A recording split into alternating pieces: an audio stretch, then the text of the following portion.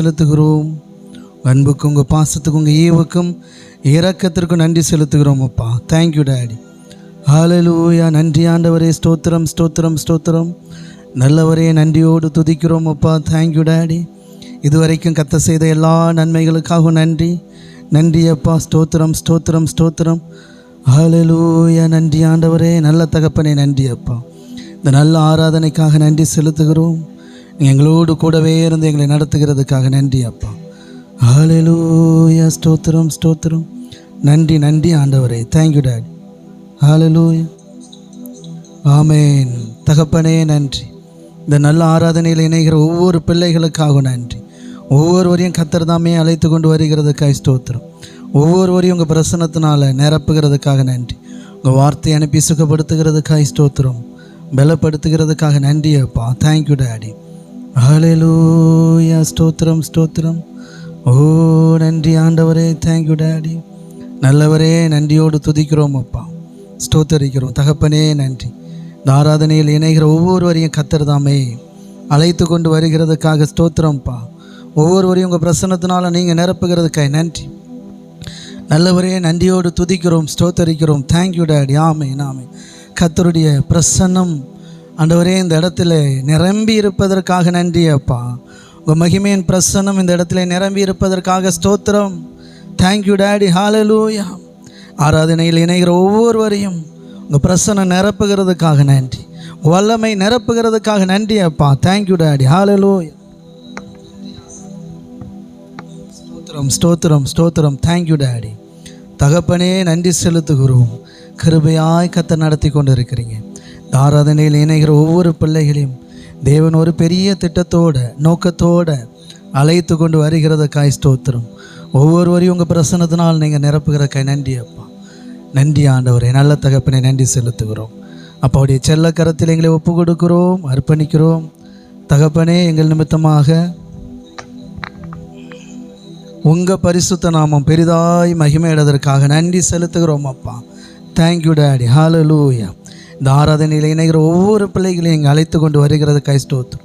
தேவன் உங்கள் அநாதி தீர்மானத்தின்படி இந்த ஆராதனை மூலமாக உங்கள் நாமம் பெரிதாய் மகிமையடையத்தக்கதாக இதில் இணைகிற ஒவ்வொருடைய பிள்ளைகளுடைய வாழ்க்கையில் பெரிய விடுதலையை கொடுக்கத்தக்கதாக தேவன் ஏற்படுத்தியிருக்கிறீங்க. அதை நாங்கள் விசுவாசிக்கிறோம்.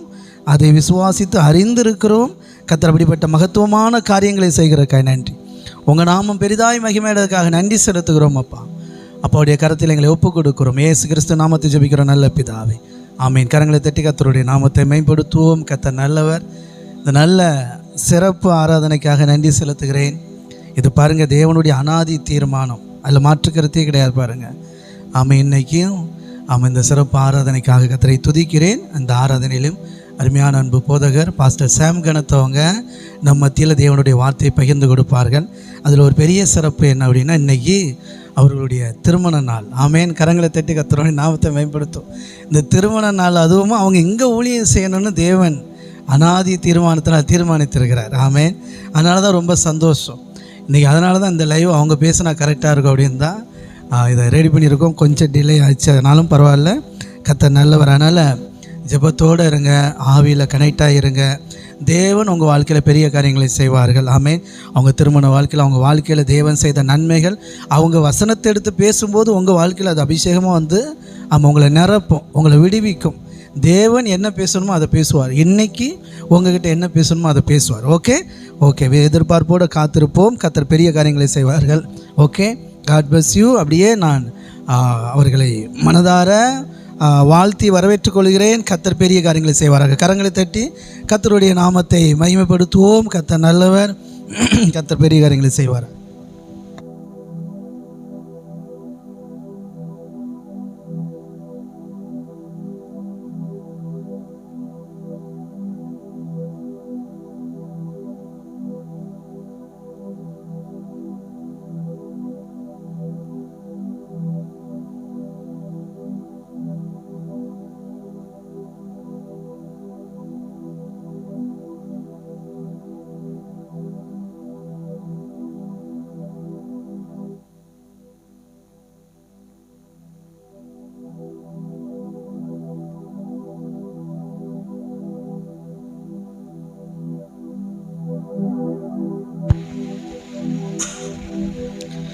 கர்த்தர் நல்லவர்.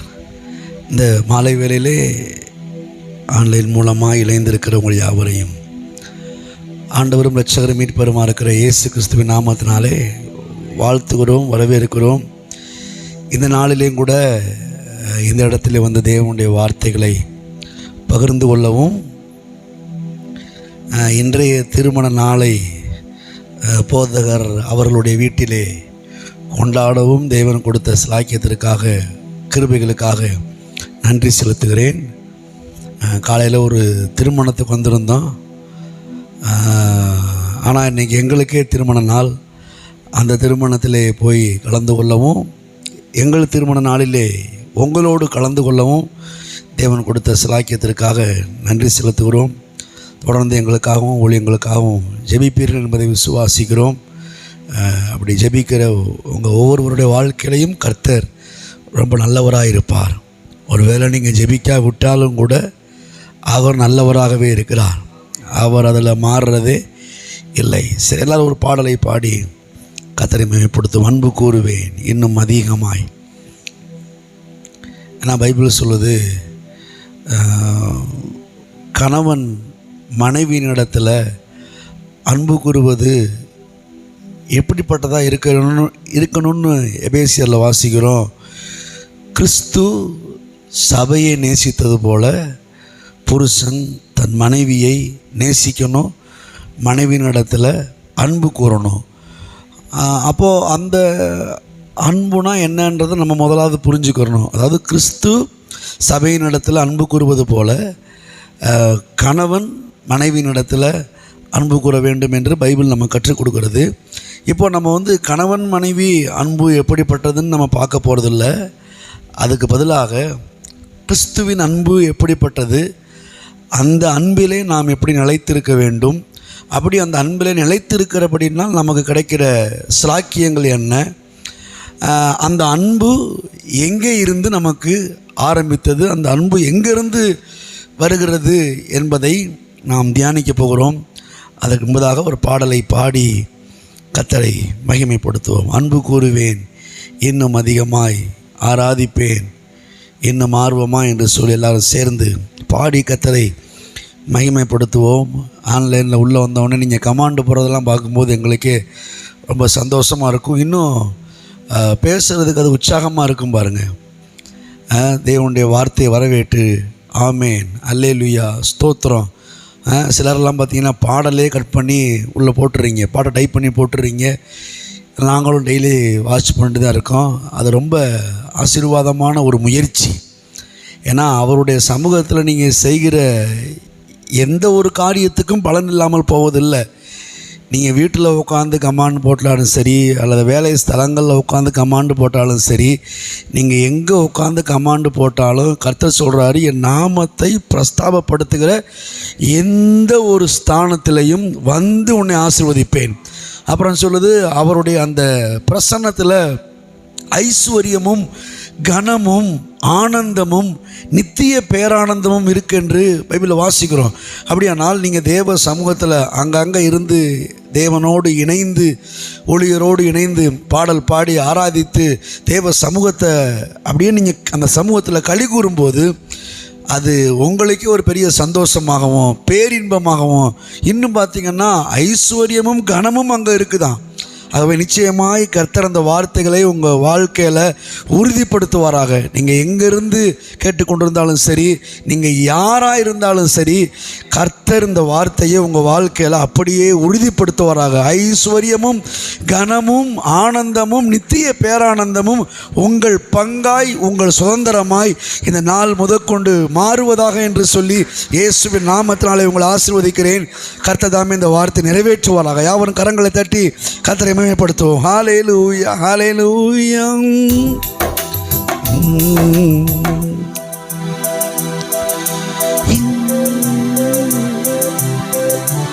யாவருக்கும் தெரிந்த பாடல் நினைக்கிறேன், சேர்ந்து பாடுவோம்.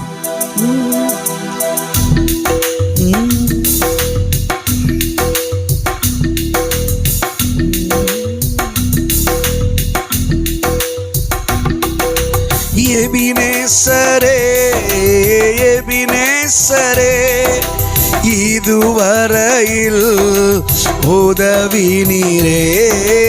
எபினேசரே எபினேசரே இதுவரையில் உதவி நீரே.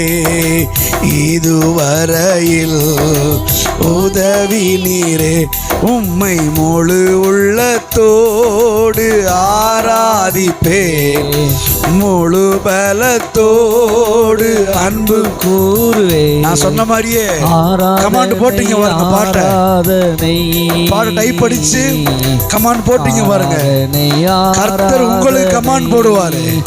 உங்களுக்காக அவர் பரிந்து பேசுவார். உங்களுக்காக அவர் எங்க பேசணுமோ, எங்க எதை சொல்லணுமோ அதை நிச்சயமாய் சொல்லுவார். ஆராதனை.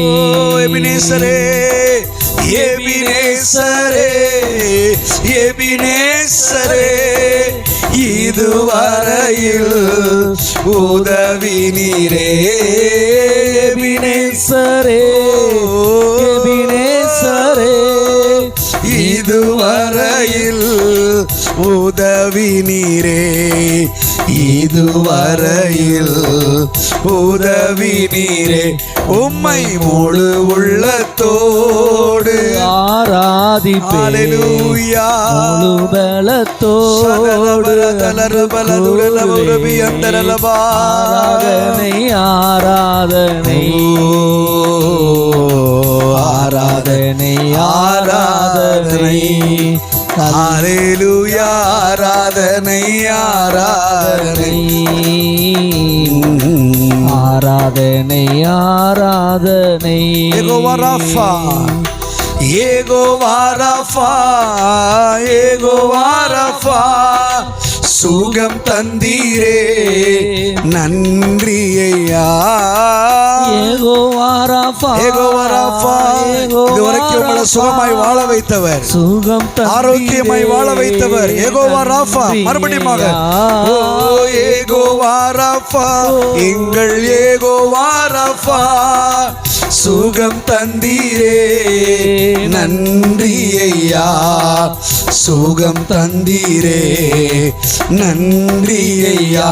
உம்மை முழு உள்ளத்தோடு ஆராதிப்பேன், முழு பலத்தோடு அன்பு கூறுவேன். ஆராதனை ஆராதனை ஆராதனை ஆராதனை. அல்லேலூயா. ஆராதனை ஆராதனை ஆராதனை ஆராதனை. எல்ரோகி என்னை கண்டவரே எல்ரோகி எல்ரோகி என்னை கண்டீரே நன்றி ஐயா. எல்ரோகி பூமி முழுவதும் சுற்றி பார்க்கிற அவருடைய 7 கண்கள் உங்களையும் என்னையும் கண்டிருக்கிறது. ஆகாருடைய கண்ணீரை கண்டவர், அன்னாளுடைய கண்ணீரை கண்டவர், உங்களுடைய கண்ணீரை மாத்திரமல்ல உங்க வாழ்க்கை முழுவதையும் பார்த்து கொண்டிருக்கிறது. அவருடைய கண்களுக்கு மறைவாய் நீங்க எங்கேயும் ஓட முடியாது. கர்த்தருடைய கண்கள் உங்கள் மேல் நோக்கமாக இருக்கிறது.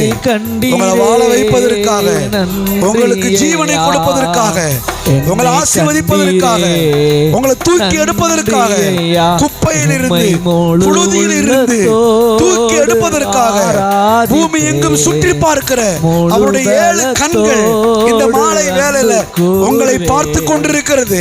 உங்கள் மேல் கண்ணோக்கமாக இருக்கிறது. கலங்காதிருங்கள், கர்த்தர் பெரிய காரியங்களை செய்வார்.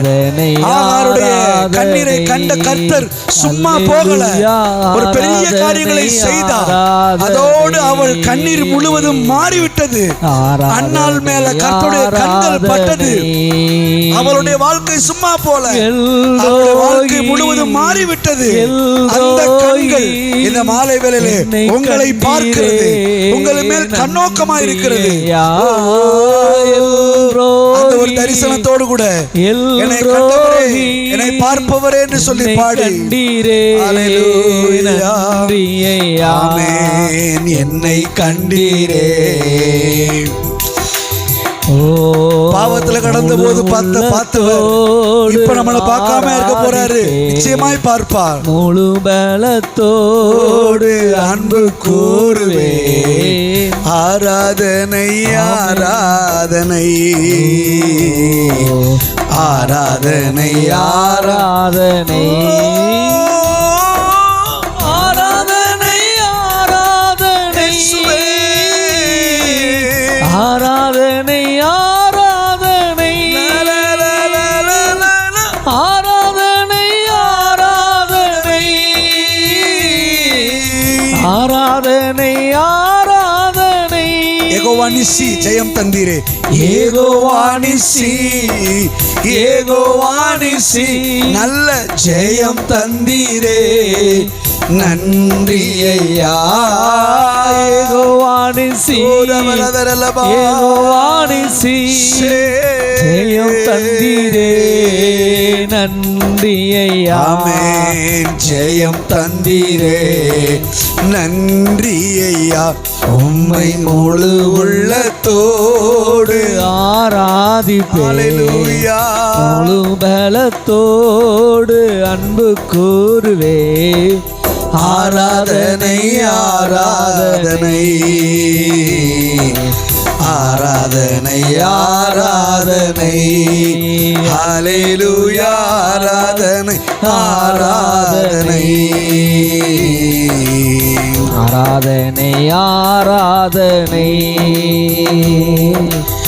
எல்ரோகி எல்ரோகி என்னை கண்டீரே. நன்றியை எல்ரோகி எல்ரோகி கண்டவரே கண்டீரே. நன்றி ஐயா. என்னை கண்டீரே. நன்றி ஐயா. நல்ல சுகம் தந்தீரே. நன்றி ஐயா. எனக்கு வெற்றி தந்தீரே. நன்றி ஐயா. உம்மை முழு உள்ளத்தோடு ஆராதிப்பேன்.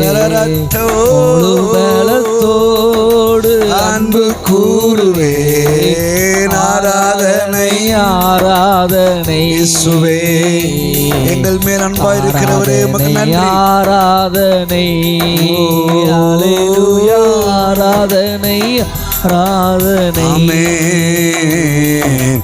ஆராதனை ஆராதனை. என் மீது அன்பு கூர்ந்து பலியானீர் சிலுவையிலே.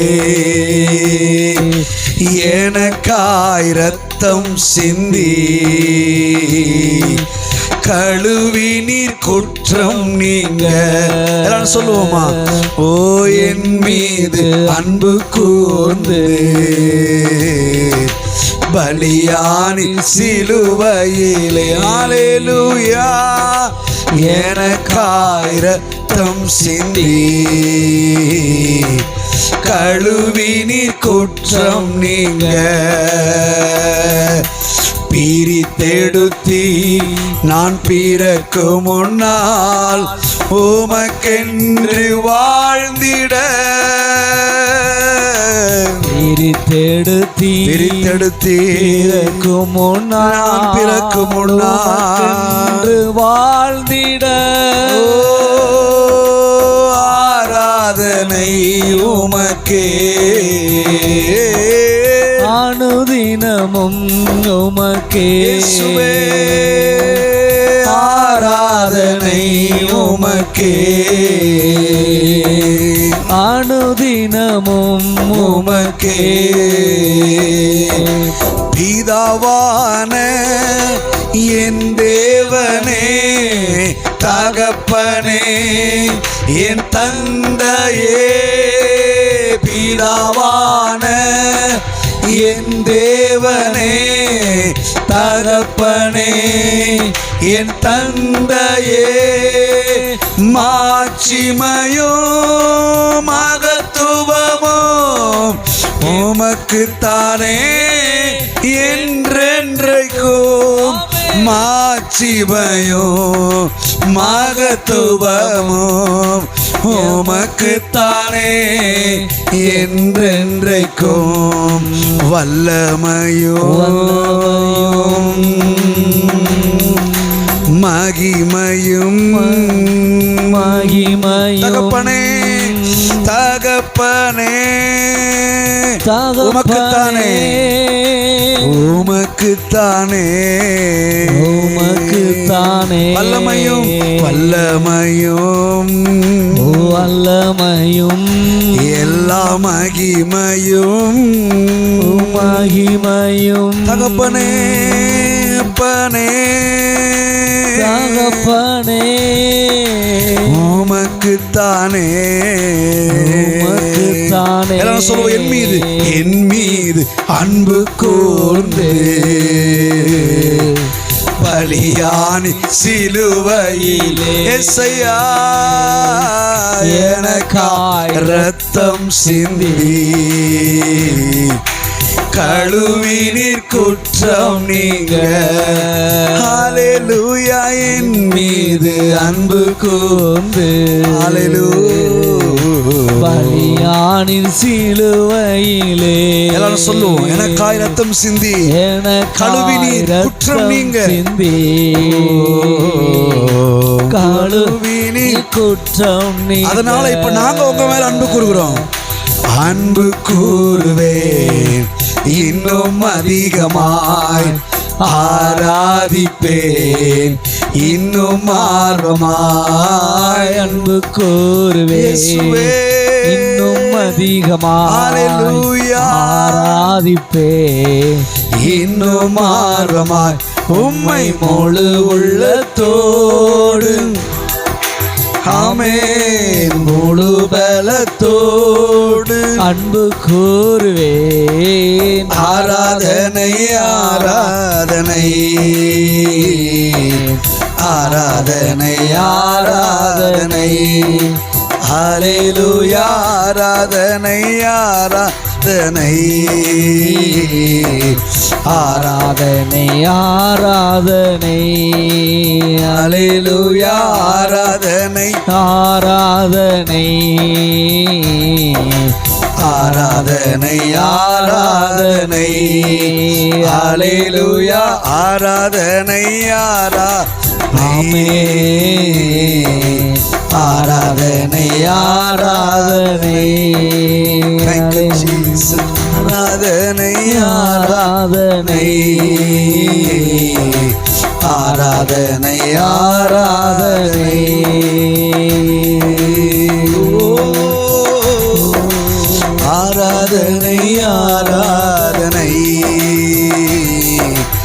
ஆராதனை ஆராதனை ஆராதனை ஆராதனை ஆராதனை ஆராதனை ஆராதனை ஹல்லேலூயா. Thank you Jesus. கர்த்தர் நல்லவர். அவர் நம்மிடத்திலே அன்பு கூர்ந்தபடியினால் நாமும் அவரிடத்திலே அன்பு கூற கடமைப்பட்டிருக்கிறோம் பாருங்க. அதனால தான் இப்படி பாடுறோம். என் மீது அன்பு கூர்ந்து பலியானீர் சிலுவையிலே எனக்காய் ரத்தம் சிந்தி கழுவினீர் குற்றம் நீங்க அப்படின்னு சொல்லி அவர் நம்மிடத்தில் அன்பு கூர்ந்ததை பாடுறோம். அதே போல் நாமும் உம்மிடத்தில் அன்பு கூறுகிறோம் ஆண்டவரே அப்படின்னு சொல்லி அன்பு கூறுவேன். ஃபஸ்ட்டு என் மீது அன்பு கூர்ந்தீர்னு பாடுறோம். ரெண்டாவது நாங்கள் உம்மிடத்தில் அன்பு கூறுவோம். அவ்வளோ அந்த பாட்டோடைய வித்தியாசம் அவ்வளோதான். ஒருவேளை என் மீது அன்பு கூர்ந்துன்றது உங்களுக்கு புது பாட்டான்னு தெரியலை. தெரியாதவர்கள் ஃபாதர் பாட்டில் தான் அந்த பாட்டு இருக்கும். அதை தொடர்ந்து பாடி பாருங்கள். ரொம்ப அற்புதமான ஒரு பாடல். அடுத்த வரிதான் பார்த்தீங்கன்னா ரொம்ப பயங்கரமாக வரும். மாம்சமான திரையை அன்று கிழித்து எங்களுக்கு புது வழி திறந்தீர்னு சொல்லி இந்த பாடல்கள் வரியில் வரும். என் மீது அன்பு கூர்ந்தீர் அப்படின்ற அந்த பாட்டில் அந்த வரிலாம் வரும். சரி, இன்னும் ஒரே ஒரு தடவை அந்த ஒரு வரியை மாத்திரம் பாடி என் மீது அன்பு கூர்ந்தீர்னு பாடுவோம். அடுத்து அன்பு கூறுவேன்றதையும் பாடி நம் தேவனுடைய வார்த்தைகளை சில நிமிடங்கள் தியானிக்க போகிறோம். அதை ஒரு ஆராதனையைப் போலவே செய்து தேவனுடைய வார்த்தையை தியானிக்க போகிறோம். என் மீது அன்பு கூர்ந்து பலியானீர் சிலுவையிலே, எனக்காய் இரத்தம் சிந்தி கழுவினீர் குற்றம் நீங்க. ஓ என் மீது அன்பு கூர்ந்து பலியானின் சிலுவையிலே, எனக்காய் இரத்தம் சிந்தி கழுவினீர் குற்றம் நீங்க. அதனால அன்பு கூறுவேன் இன்னும் அதிகமாய், ஆராதிப்பேன் இன்னும் ஆர்வமாமே. அன்பு கூறுவேன் இன்னும் அதிகமாய், ஆராதிப்பேன் இன்னும் ஆர்வமாய். உம்மை முழு உள்ளத்தோடு ஆராதிப்பேன், அல்லேலூயா, முழு பலத்தோடு அன்பு கூறுவேன். ஆராதனை ஆராதனை ஆராதனை ஆராதனை ஆராதனை ஆராதனை ஆராதனை ஆராதனை. ஓ ஆராதனை ஆராதனை. எங்கள் மேல் அன்பா இருக்கிறவரே, நாங்கள் உங்க மேல் அன்பு கூர்ந்து ஆராதிக்கிறோம், துதிக்கிறோம், ஸ்தோத்தரிக்கிறோம். ஆராதனை ஆராதனை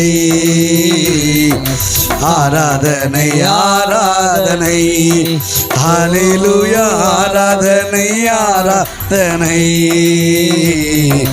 ஆராதனை ஆராதனை.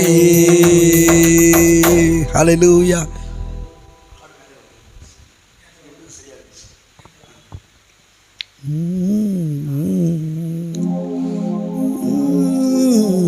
ஹல்லேலூயா. கர்த்தர் நல்லவர். ஒரு வேத பகுதியை நான் வாசிக்கிறேன். இன்னொரு காரியத்தை சொல்கிறேன். நான் உங்கள் பாஸ்டர்மாரெலாம் கரெக்டாக அந்த செல்லை பார்த்துலாம் நான் பேசி பழக்கம் இல்லாதனால நான் மக்களை பார்த்து பேசுகிற மாதிரியே பேசுகிறேன். ஒரு பக்கம் அது பழக்கம் இல்லைன்றதுனால நான் அப்படி பேசலை அப்படின்றத காட்டிலும், இங்கே திரள் கூட்ட ஜனங்கள் சூழ்ந்து இருக்கிறதை நான் காண்கிறேன். கர்த்தர் உங்கள் கண்களையும் திறப்பாராக. எப்படி அந்த எலிசாவினுடைய வேலைக்காரனுடைய கண்களுக்கு அங்கே சுற்றி இருந்த அந்த தேவனுடைய தூதர்களுடைய கூட்டத்தை காண விடாதபடி கண்கள் மறைக்கப்பட்டிருந்தது. ஆனால் எலிசா ஒரு ஜபத்தை போட்டு கண்ணை திறந்து விடுறான் பாருங்க, அவனே பிரமிச்சு போயிட்டான். திரள் கூட்டம் சுற்றி இருந்துச்சு பாருங்க. அதே போல் இந்த மாலை வேளையில் நான் கரெக்டாக ஆன்லைனில் பார்த்து பேசலாட்டினாலும் இங்கே இருக்கிறவங்களை பார்த்து பேசுகிற மாதிரியே பேசுகிறேன். ஏன்னு கேட்டால் ஒரு பெரிய திரள் கூட்ட ஜனத்தை, ஒரு பெரிய கூட்டத்தை இந்த இடம் முழுவதும் நான் பார்க்கிறேன். கர்த்தர் இந்த வார்த்தை அப்படியே உறுதிப்படுத்துவாராக. வலதுபுறத்திலும் இடதுபுறத்திலும் இடங்கொண்டு பெருகுவாய் என்று சொன்ன வார்த்தையின்படி ஜனங்களால் சபை பெருகிறதை நான் பார்க்கிறேன். சமுத்திரம் ஜலத்தினால் நிறைந்திருப்பது போல சபை கர்த்தர் நல்லவர் என்கிற அறிவினால் மாத்திரமல்ல, சபை ஜனங்களால் நிரம்பி இருக்கிறதையும் நான் பார்க்கிறேன். அந்த தரிசனத்தோடு நான் உங்களோடு பேசுகிறேன். என்னடா நம்ம ஆன்லைனில் இருக்கிறோம், பாஸ்ட் அங்கே பார்த்துட்டு பேசிகிட்டு இருக்காரு அப்படின்ற மாதிரி நினச்சிடாதீங்க. நான் பெருங்கூட்டத்தை பார்க்கிறேன். சாதாரண கூட்டம் அல்ல, பெருங்கூட்டம். ஏன்னா ஆண்டவர் அப்படி தான் வாக்கு பண்ணியிருக்கிறாரு, உன்னை ஆசீர்வதிக்கவே ஆசீர்வதித்து பெருகவே பெருக பண்ணுவேன். பைபிள் சொல்லுது, கர்த்தர் அவர்களை ஆசீர்வதிக்கிறார், அவர்கள் மிகுதியும் பெருகிறார்கள். யாரும் சொல்லுவோம், மிகுதியும் பெருகிறார்கள். மிகுதியான பெருக்கத்தை நான் பார்க்கிறேன், மிகுதியான ஒரு கூட்டத்தை நான் பார்க்கிறேன். கர்த்தர் இந்த வார்த்தையை அப்படியே நிறைவேற்றுவாராக. நாகர்கோயிலை தாண்டி இதை விட பல மாவட்டங்களிலிருந்து மாநிலங்களிலிருந்து ஜனங்களும் ஜாதிகளும் கர்த்தருடைய ஆலயத்தை தேடி ஓடி வருகிறதை நான் பார்க்கிறேன். ராஜாக்கள் உன்னிடத்திலே தோன்றுவார் என்று சொன்ன வார்த்தையின்படி கர்த்தர் அந்த வார்த்தை நிறைவேற்றுவாராக. ஹல்லேலூயா. சரி, கர்த்தர் நல்லவர். வாசிப்போம். உங்கள்ட்ட பைபிள் இருக்கான்னு தெரியல, நான் வாசிக்கிறேன். 1 யோவான் 4வது அதிகாரம் 8வது வசனம். 1 யோவான் புஸ்தகம் 4வது அதிகாரம் 8வது வசனம். அன்பில்லாதவன் தேவனை அறியான், தேவன் அன்பாகவே இருக்கிறார். எல்லாரும் சேர்ந்து என்னோடு சொல்லுங்க, அன்பில்லாதவன் தேவனை அறியான், தேவன் அன்பாகவே இருக்கிறார். எல்லாரும் சொல்லுவோம், தேவன் அன்பாகவே இருக்கிறார். அந்த வார்த்தை ரொம்ப முக்கியமான வார்த்தை. அன்பாகவும் இருக்கிறார்னு சொல்லல, அன்பாகவே இருக்கிறார். அப்படின்னா அந்த இடத்துல அன்பை தவிர வேற எந்த ஒரு காரியமே கலக்கப்படலைன்னு அர்த்தம். சில நேரத்தில் அன்பாக இருக்காருங்க, சில நேரத்தில் கர்த்தர் கோபமாக இருப்பாருங்க, சில நேரத்தில் நேசிப்பாருங்க, சில நேரத்தில் ஏதாவது மாறிடுவாருங்க அப்படின்னு சொல்கிற அளவுக்கு அவர் மனிதன் அல்ல. அவர் சொல்கிறாரு, பொய் சொல்ல நான் மனிதன் அல்ல, மனம் மாற நான் மனுபுத்திரனும் அல்ல, நான் கர்த்தர், நான் மாறாதவர். அவர் சொல்கிறாரு, இருக்கிறவராகவே இருக்கிறேன். எப்படி இருக்கிறாரு? நல்லவராகவே இருக்கிறாரு. இந்த இடத்துல எப்படி வாசிக்கிறோம்? அன்பாகவே இருக்கிறார். அப்படின்னா அப்படியே தான் இருக்கிறாரு. அவர்கிட்ட யாதொரு மாறுதலும் வேற்றுமை நிழலும் இல்லவே இல்லை. இந்த நிழல் மாதிரி காலையில் சூரியன் இங்கிட்ட அடிக்கிறப்ப நிழல் இங்கிட்ட அடிக்கும், இங்கிட்ட சூரியன் வந்துடுச்சுன்னா நிழல் இங்கிட்டு இருக்கும். அப்படி வேற்றுமை நிழல் அவர்கிட்ட இல்லவே இல்லை. ஒருவேளை இந்த சூரியன் வேணா வேற்றுமை நிழலை கொடுக்கலாம், ஆனால் நீதியின் சூரியனாகிய இயேசு கிறிஸ்துவிடத்தில் வேற்றுமை நிழல் இல்லவே இல்லை. அவர் எப்பொழுதும் அன்பாகவே இருக்கிறார். எல்லாரும் சொல்லுவோம், அன்பாகவே இருக்கிறார். தேவன் அன்பாகவே இருக்கிறார். இப்போ யோவான் 3:16 வாசிக்கிறோம். வாசிப்போம். யோவான் 3:16.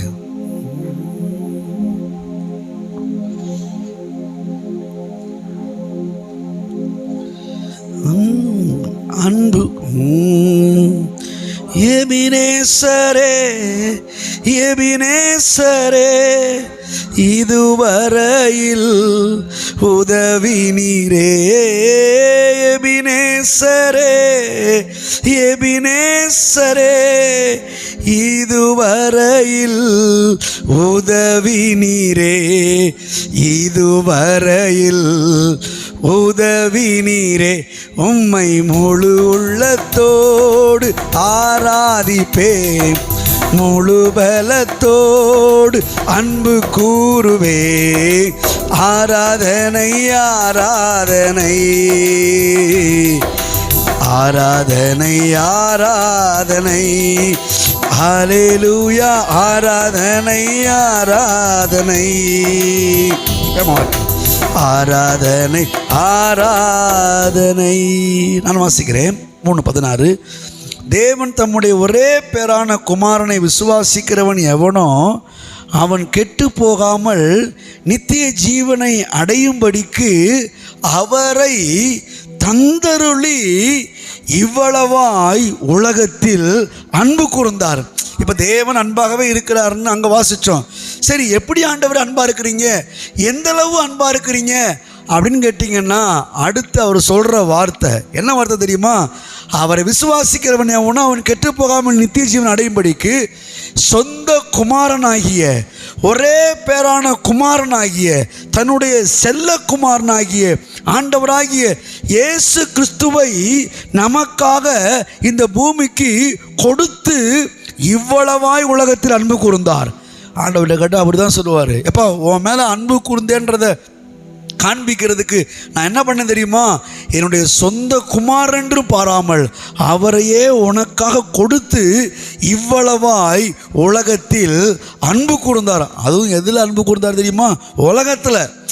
நம்ம ஆளுக்கு என்ன சொல்கிறாங்க? எல்லாத்தையும் உலகம் உலகம் உலகம் உலகம் பொருளாங்களுக்குள்ளே கிடக்கிறது, உலகத்துக்கு நமக்கும் ஒரு தொடர்பு இருக்கக்கூடாது, உலகம் பிசாசுக்குள்ளே கிடக்கிறது, உலகத்துக்கு நமக்கு சம்மந்தமே இருக்கக்கூடாது அப்படின்னு சொல்லி உலகம் உலகம் உலகம்னு சொல்லி அந்த உலகத்தை ஒரு விதமாக தள்ளி வைக்கிறாங்க பாருங்கள். அவங்க உலகம்னு சொல்கிறது என்னன்னு கேட்டிங்கன்னா, நீங்கள் போட்டிருக்க நல்ல உடைகளை பார்க்கும்போது, நகைகளை பார்க்கும்போது, சில அழகழகான பொருட்களை, நல்ல வீடுகளை, வாகனங்களை பார்க்கும்போது தான் அதை உலகம் உலகம் நினைக்கிறாங்க. ஆனால் பைபிள் தெளிவாக சொல்லுது, அவர் உலகத்தில் தான் அன்பு கூர்ந்தார். அப்போது அவரே உலகத்தில் அன்பு கூர்ந்தார்னா நாமும் உலகத்தில் அன்பு கூற கடமைப்பட்டிருக்கிறோம். இன்னும் பைபிள் சொல்லுது, அவர் உலகத்தின் மேலே அன்பு கூர்ந்தபடினால் உலகத்தின் பாவத்தை கூட எண்ணாமல் எல்லாரும் தம்மோடு கூட ஒப்புரவாக வேண்டும் என்று விரும்புகிறார். ஏன் உலகத்தை தண்டிக்காம, உலகத்தை வெறுக்காம, உலகத்தின் பாவத்தை கூட பார்க்காம ஏன் தம்மோடு ஒப்புரவாக வேண்டும் என்று விரும்புகிறார்னா, அவர் உலகத்தை நேசிக்கிறார். ஹல்லேலூயா.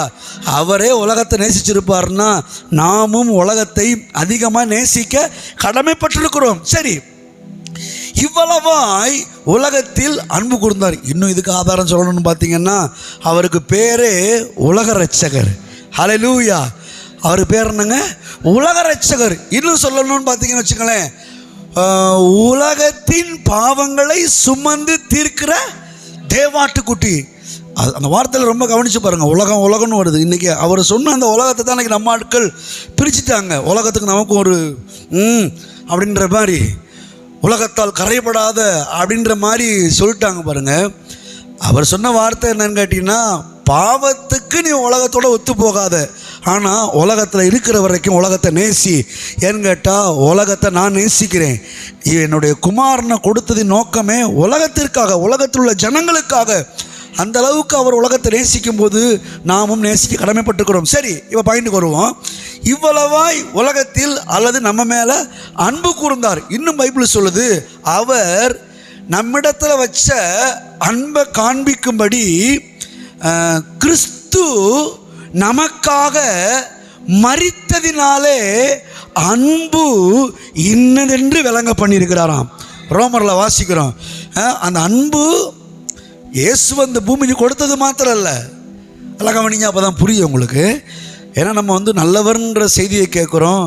நல்லவர், அன்புள்ளவர், இரக்கமுள்ளவர், தயவுள்ளவர், அப்படிப்பட்ட சத்தியங்களை கேட்குற நாம் எல்லா இந்த அன்பு, இரக்கம், தயவு அப்படின்ற எல்லா சத்தியத்திலையும் நாம் ஆழமாய் வேரூன்றும்போது தான் என்ன சூழ்நிலை வந்தாலும் என் தேவன் அன்பாகவே இருக்கிறாரா, இருக்கிற பிரச்சனைக்கும் தீமைகளுக்கும் அவருக்கும் எந்த சம்பந்தமே இல்லை. ஏன்னு கேட்டால் அவர் அன்பாகவே இருக்கிறார். ஒரு நொடி பொழுது கூட அவர் கோபப்படுவதில்லை. வாக்கே கொடுத்துட்டாருங்க, உடன்படிக்கை ஏற்படுத்திட்டாரு, கோபம் கொள்ளுவதில்லை என்று சொல்லி ஆணையிட்டு இருக்கிறாராம். எப்போ பார்த்தாலும் கோபம் கொள்ளவும் மாட்டாராம், எப்போ பார்த்தாலும் கடிந்து கொள்ளவும் மாட்டாராம். சங்கீதம் 103 வாசிக்கிறோம். எப்போதும் நம்ம மேலே கோபம் வையார், எப்போதும் அவர் கடிந்து கொண்டுகிறார் அப்படின்லாம் பைபிளில் போட்டிருக்குது. ஏன்னா அந்த கேரக்டரை அவர் மாற்றி கொண்டு விட்டார். ஆதி நாட்களில் நியாயப்பிரமாண காலங்களில் சில காரியங்கள் இருந்துச்சு.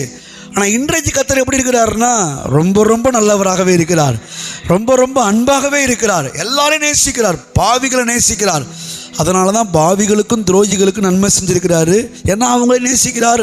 நான் சொல்லுவேன், பாவிகளுக்கே இவ்வளோ நேசம்னா நமக்கு அதை விட அதிகமான நேசம் நம்ம மேலே பொழிந்தருள் இருக்கிறார். பைபிள் சொல்லுது, மேலும் நமக்கு அருளப்பட்ட பரிசுத்த ஆவியினாலே தேவ அன்பு நம்முடைய இருதயங்களில் ஊற்றப்பட்டு, அந்த அன்பு நம்மளை அப்படியே மூடி மறைச்சிக்கிட்டு இருக்கான் பாருங்க. நம்முடைய இருதயத்தில் ஊற்றப்பட்டிருக்கிறது என்ன தெரியுமா? அன்பு. எல்லாம் சொல்லுவோம் தேவ அன்பு. அந்த அந்த அளவுக்கு கடவுள் நம்மை நேசிக்கிறார், நம்ம மேலே அன்பாய் இருக்கிறார். அதனால தான் கிறிஸ்து நமக்காக மரித்ததினாலே அன்புனா என்னன்றதை காண்பிச்சிருக்கிறாரு. முதலாவது எப்படி காண்பிச்சாரு?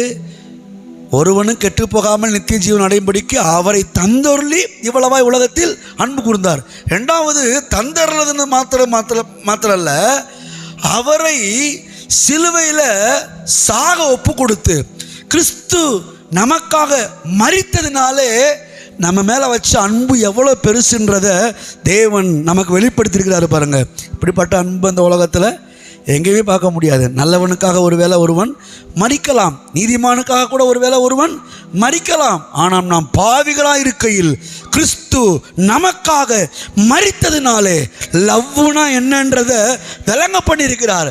அது இந்த உலகத்தின் காதல்களுக்கெல்லாம் அப்பாற்பட்ட ஒரு காதல், தெய்வீக காதல். உலகத்தில் நாம் காண்கிற எல்லா அன்புகளுக்கும் ஒரு அளவு உண்டு, ஒரு லெவல் உண்டு பாருங்க. எல்லா அன்பும் சுயநலம்ன்ற ஒரு ஒரு ஒரு உள்ள வச்சுக்கிட்டு தான் அன்பே வெளிவரும். ஒருத்தவங்ககிட்ட ஒருத்தவங்க அன்பு கூடுறாங்கன்னா உள்ளே ஏதாவது இருக்கும் பாருங்க. எதுவுமே இல்லாமல் அன்பு கூற மாட்டாங்க. ஆனால் எந்த சுயநலமும் இல்லாமல், உங்களிடத்துல என்னிடத்துல எந்த எதிர்பார்ப்பும் இல்லாமல் முழுமையாக அன்பு கூர்ந்த ஒரு நபர் இருப்பாரானால் அவர் நாம் ஆராதிக்கிற பிதா, குமாரன், பரிசுத்தாவியானவர் மாத்திரமே. கரங்களை தட்டி ஹல்லேலூயா. எபினேசரே, எபினேசரே, இதுவரையில் உதவி நீரே. ஓ எபினேசரே, இதுவரையில் உதவி நீரே, இதுவரையில் உதவி நீரே. உம்மை முழு உள்ளத்தோடு ஹல்லேலூயா, முழு பலத்தோடு அன்பு கூர்ந்தீர். ஆராதனை, ஆராதனை, ஆராதனை. இப்போ அவர் ஒப்பு கொடுத்து அன்பு கூர்ந்தாரு. மூன்றாவது, அவருடைய மரணத்தின் மூலமாக இயேசு கிறிஸ்துவை மரிக்க செய்து நம்ம மேலே அன்பு கூர்ந்தாரு. இன்னும் நம்ம வேதத்தில் வாசிக்கிறோம், அவர் நம்மிடத்திலே அன்பு கூர்ந்து தம்முடைய இரத்தத்தினாலே நம்முடைய பாவங்களற கழுவி. வெளிப்படுத்தல் 1ஆம் அதிகாரம் 6ஆவது வசனத்தில் வாசிக்கிறோம், அவர் நம்மிடத்தில் அன்பு கூர்ந்து தம்முடைய இரத்தத்தினாலே நம்முடைய பாவங்களற கழுவி. எதெல்லாம் கழுவி? பாவங்களற ஒரு துளி அடையாளமே இல்லாத அளவுக்கு. அந்த கழுவின்ற வார்த்தை ரொம்ப முக்கியமான வார்த்தை. பழைய ஏற்பாட்டில் பாவங்கள் மூடப்பட்டாலே பெரிய விஷயம். எவனுடைய பாவம் மூடப்பட்டதோ அவன் பாக்கியவான். எவனுடைய அக்கிரமத்தை கர்த்தர் எண்ணாது இருக்கிறாரோ அவன் பாக்கியவான். எவனுடைய பாவம் மன்னிக்கப்பட்டதோ அவன் பாக்கியவான். இதான் பழைய ஏற்பாடு. பழைய ஏற்பாட்டு பாவம்லாம் மன்னிக்கப்பட்டுச்சு, மூடப்பட்டுச்சு. கர்த்தர் கொஞ்சம் மறந்துட்டு எண்ணாமல் இருந்தார். அதவே அவங்க பெருசு பெருசுன்னாங்க. ஆனால் இந்த புதிய ஏற்பாட்டில் தேவ அன்பு என்ன பண்ணியிருக்குன்னா, நம்முடைய பாவங்களார நம்மளை மன்னிக்கலை, நம்மளை பாவத்தை மூடலை, பாவத்தை எண்ணாமலாம் இருக்கலை. அதை விட மேலாக தேடினா கூட பார்க்காத அளவுக்கு கழுவி எடுத்து விட்டார். எல்லாம் சொல்லுவாங்க, கழுவி எடுத்து விட்டார். ஒரு டம்ளரில் ஒரு இங்கு பாட்டில் இங்கு ஒரு பெஞ்சில் ஊற்றி இப்போ அதை மூடி வச்சுட்டா கொஞ்ச நேரம் கழித்து பார்த்துடலாம். இல்லை பார்க்க மாட்டேன் அப்படின்னு சொல்லி மறந்துட்டோம் அப்படின்னா கண்டிப்பாக ஞாபகத்துக்கு வரதான் செய்யும். மூடினாரும் வரும். அதை மறந்துட்டோன்னு நினச்சாலும் ஞாபகத்துக்கு வரதான் செய்யும். சரி, அந்த பாவத்துக்கு ஒரு அந்த அந்த அந்த அது எப்படி சொல்கிறது, என்ன செஞ்சாலும் அது நமக்கு மைண்டுக்கு வரும் பாருங்க. ஆனால் அந்த இங்கில் ஒரு பெரிய செம்பில் தண்ணி எடுத்து ஊற்றி ஊற்றி ஊற்றி ஊற்றி அப்படியே கழுவிக்கிட்டே இருந்தோம்னா கொஞ்ச நேரத்தை பார்த்தீங்கன்னா அந்த இங்கு இருந்த இடமே தெரியாதபடிக்கு அந்த கலரே மாறி தண்ணியாக நிரம்பி இருக்கும். அப்படித்தான் கர்த்தர் நம்முடைய பாவங்களை இருந்த இடமே தெரியாத அளவுக்கு கழுவி தொடச்சு நீக்கி போட்டு விட்டார். கையை தட்டி கர்த்தரை மகிமைப்படுத்துவோம். என் மீது அன்பு கூர்ந்து பலியானீர் சிலுவையிலே, ஓ எனக்காய் இரத்தம் சிந்தி, ஓ கழுவினீர் குற்றம் நீங்க. என் மீது அன்பு கூர்ந்து பலியானீர் சிலுவையிலே, எனக்காய் இரத்தம் சிந்தி, கழுவினீர் குற்றம் நீங்க. அப்படியானால் இன்றைக்கு நம்முடைய பாவங்களை கர்த்தர் மன்னிக்கலை, மறக்கலை, மூடலை.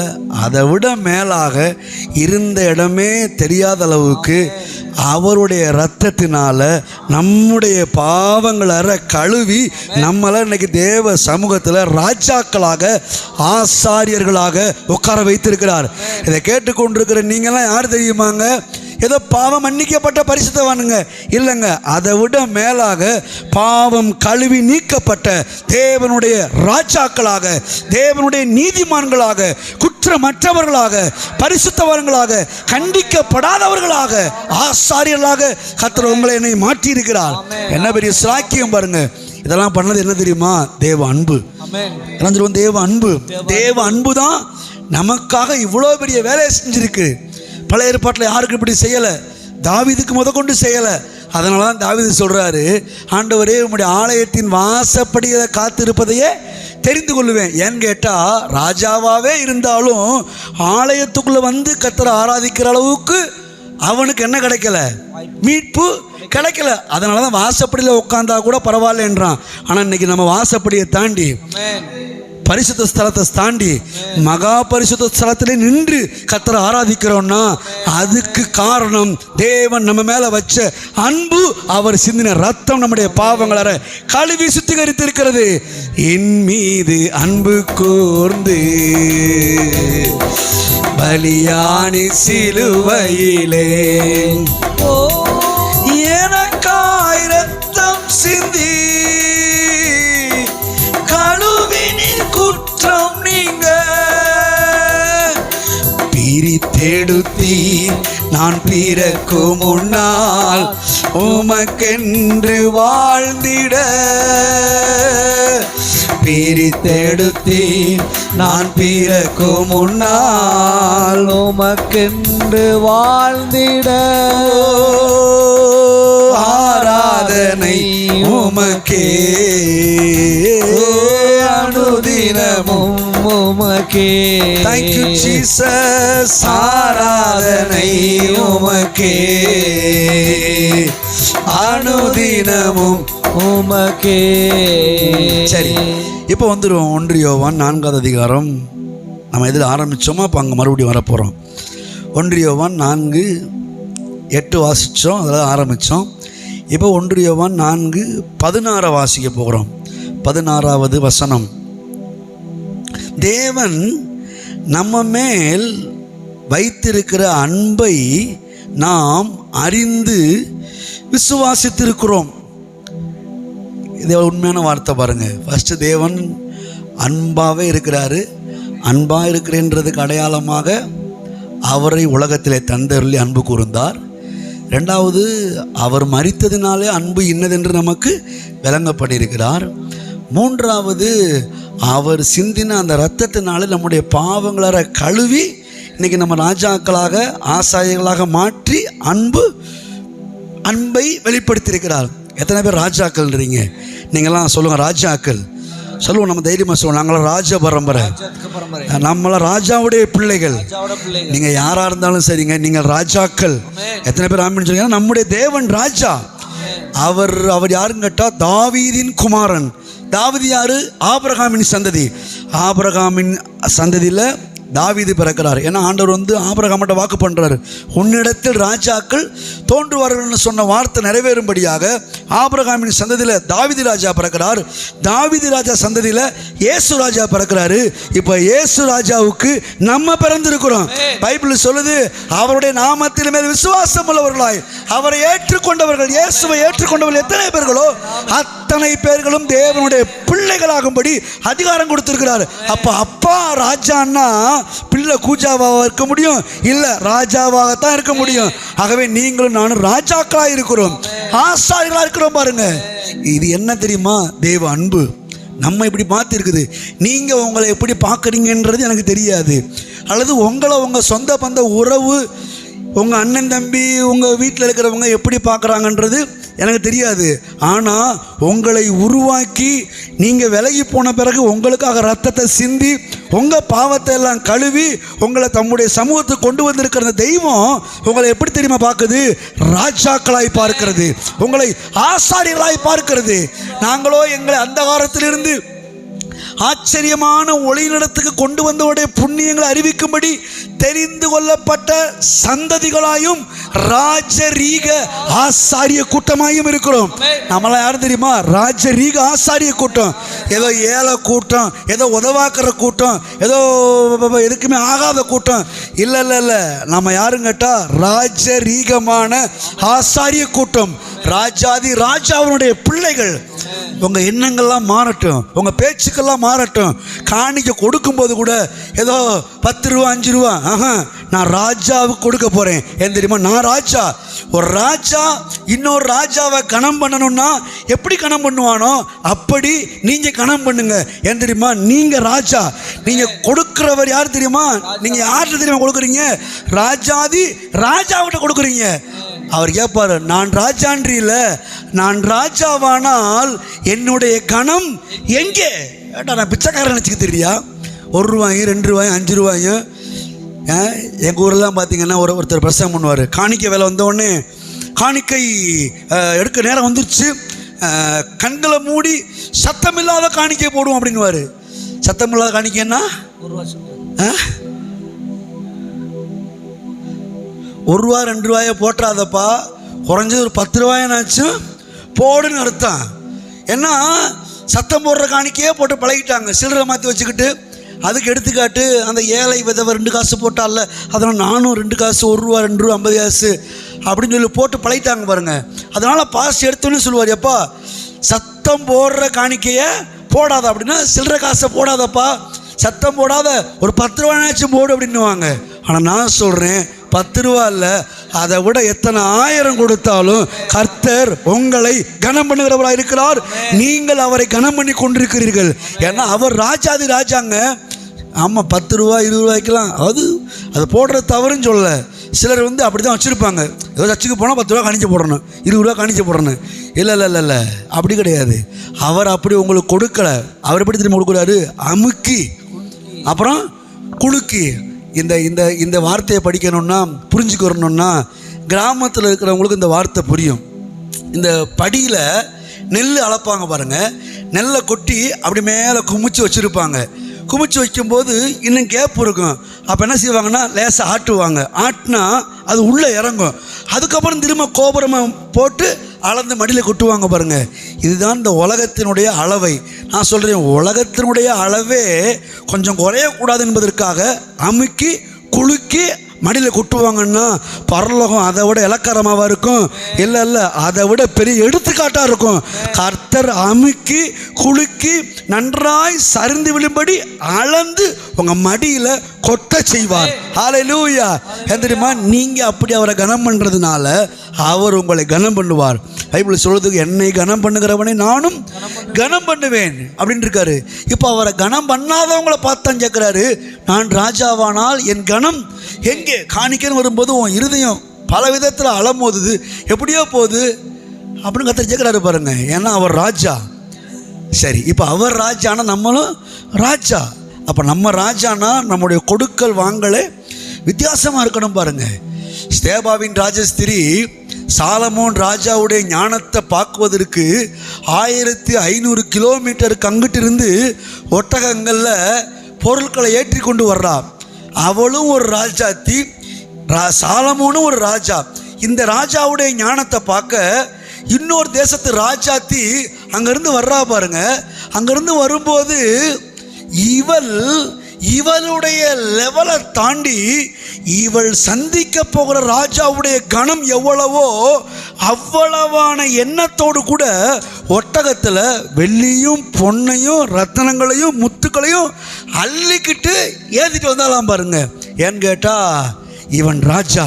இப்போ என்ன பிரச்சனை தெரியுமா? என்ன அதிசயம் தெரியுமா?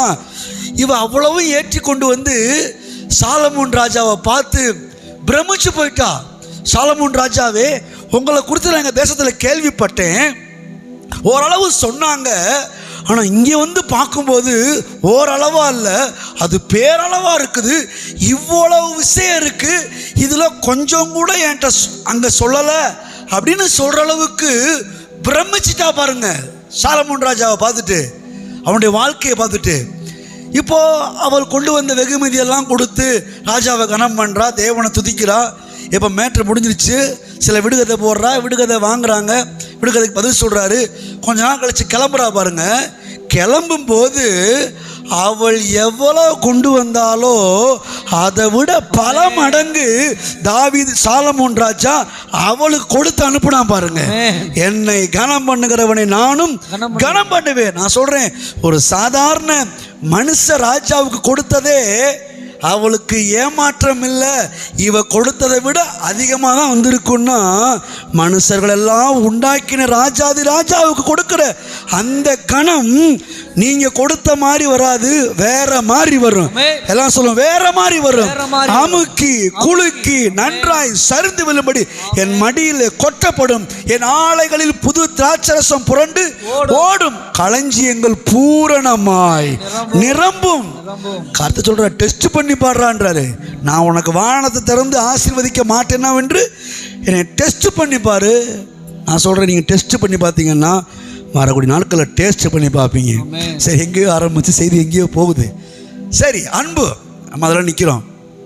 அவர் நம்ம இடத்துல அன்பு கூர்ந்ததுனால தான் நம்மளை ராஜாக்களாக ஆசாரியர்களாக மாற்றியிருக்கிறார் அப்படின்றத நம்ம பார்த்து வர்றோம்.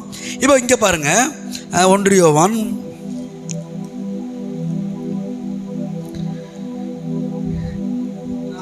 4:16 தேவன் நம்ம மேல் வைத்திருக்கிற அன்பை நாம் அறிந்து விசுவாசிச்சிருக்கிறோம். இப்போ இது வரைக்கும் சொன்னதை நீங்கள் என்ன பண்ணியிருக்கீங்க? இப்போ கொஞ்சம் அறிஞ்சிருக்கீங்க. இதுக்கு முன்னாடி பாஸ்ட் எவ்வளவோ சொல்லியிருக்கிறாங்க. அவங்க சொன்னதும் இப்போ நம்ம சொன்னதும் உங்களுக்கு தெளிவாக கொஞ்சம் புரிஞ்சிருக்கும். இப்போ நம்ம என்ன பண்ணியிருக்கிறோம்? அதை அறிஞ்சு விசுவாசிச்சிருக்கிறோம். ஆனால் அடுத்த படி சொல்லுது, நம்மேல் வைத்திருக்கிற அன்பை நாம் அறிந்து விசுவாசித்திருக்கிறோம். தேவன் அன்பாகவே என்ன விசுவாசிச்சிருக்கிறோம், என்ன அறிந்திருக்கிறோம்? தேவன் அன்பாக இருக்கிறார் அப்படின்றத அறிஞ்சிருக்கிறோம், விசுவாசிச்சிருக்கிறோம். இப்போ அடுத்து, அன்பில் நிலைத்திருக்கிறவன் தேவனில் நிலைத்திருக்கிறான், தேவனும் அவனில் நிலைத்திருக்கிறார். இது முக்கியமான வார்த்தை. இப்போ நம்ம அறிஞ்சது மாத்திரமல்ல, விசுவாசிக்கிறது மாத்திரமல்ல, கடைசி வரைக்கும் எதில் தான் நிலைச்சிருக்கணுமா? தேவ அன்புல. நம்ம என்ன செஞ்சாலும் சரி. இன்னைக்கு அநேகர் பார்த்தீங்கன்னா தேவ அன்பில் நிலைத்திருக்கிறது இல்லை. இவங்களுடைய உபவாசம், இவங்க என்ன கொடுத்துருக்குறாங்க, இவங்க என்ன பண்ணுறாங்க, எவ்வளோ நேரம் ஜோம் பண்ணுறாங்க, எவ்வளோ நேரம் முழங்கால் போட்டிருக்கிறாங்க, எவ்வளோ நேரம் இவங்க உபவாசம் இருந்திருக்கிறாங்க, வாரத்தில் 2 தடவை உபவாசிக்கிறேன், காணிக்க கொடுக்குறேன், நான் ஜோம் பண்ணிக்கிட்டு இருக்கேன் அப்படின்னு சொல்லி இவர்களுடைய சுய கிரியைகளிலேயே நிலைத்திருக்கிறாங்க. ஆதியில் இருந்த அந்த அன்பை விட்டு விலகி எந்த அன்பினால் ரட்சிக்கப்பட்டார்களோ, எந்த அன்பினால் பாவம் கழுவப்பட்டார்களோ, எந்த அன்பினால் ராஜாக்களாய் மாற்றப்பட்டிருக்கார்களோ, அந்த அன்பை மறந்துட்டு இன்னைக்கு இவங்க எதில் நினச்சிருக்கிறாங்க? அவங்க ட்ரெஸ்ஸு பாரு, அவங்க ஒரு மாதிரி போட்டுக்கிறாங்க, நாங்களாம் பாரு இப்படி போட்டிருக்கோம் அப்படி போட்டிருக்கோம். அவங்க பாரு மீசை இங்கீசையுமே தர்றாங்க, நாங்கள் மீசையே இல்லாமல்.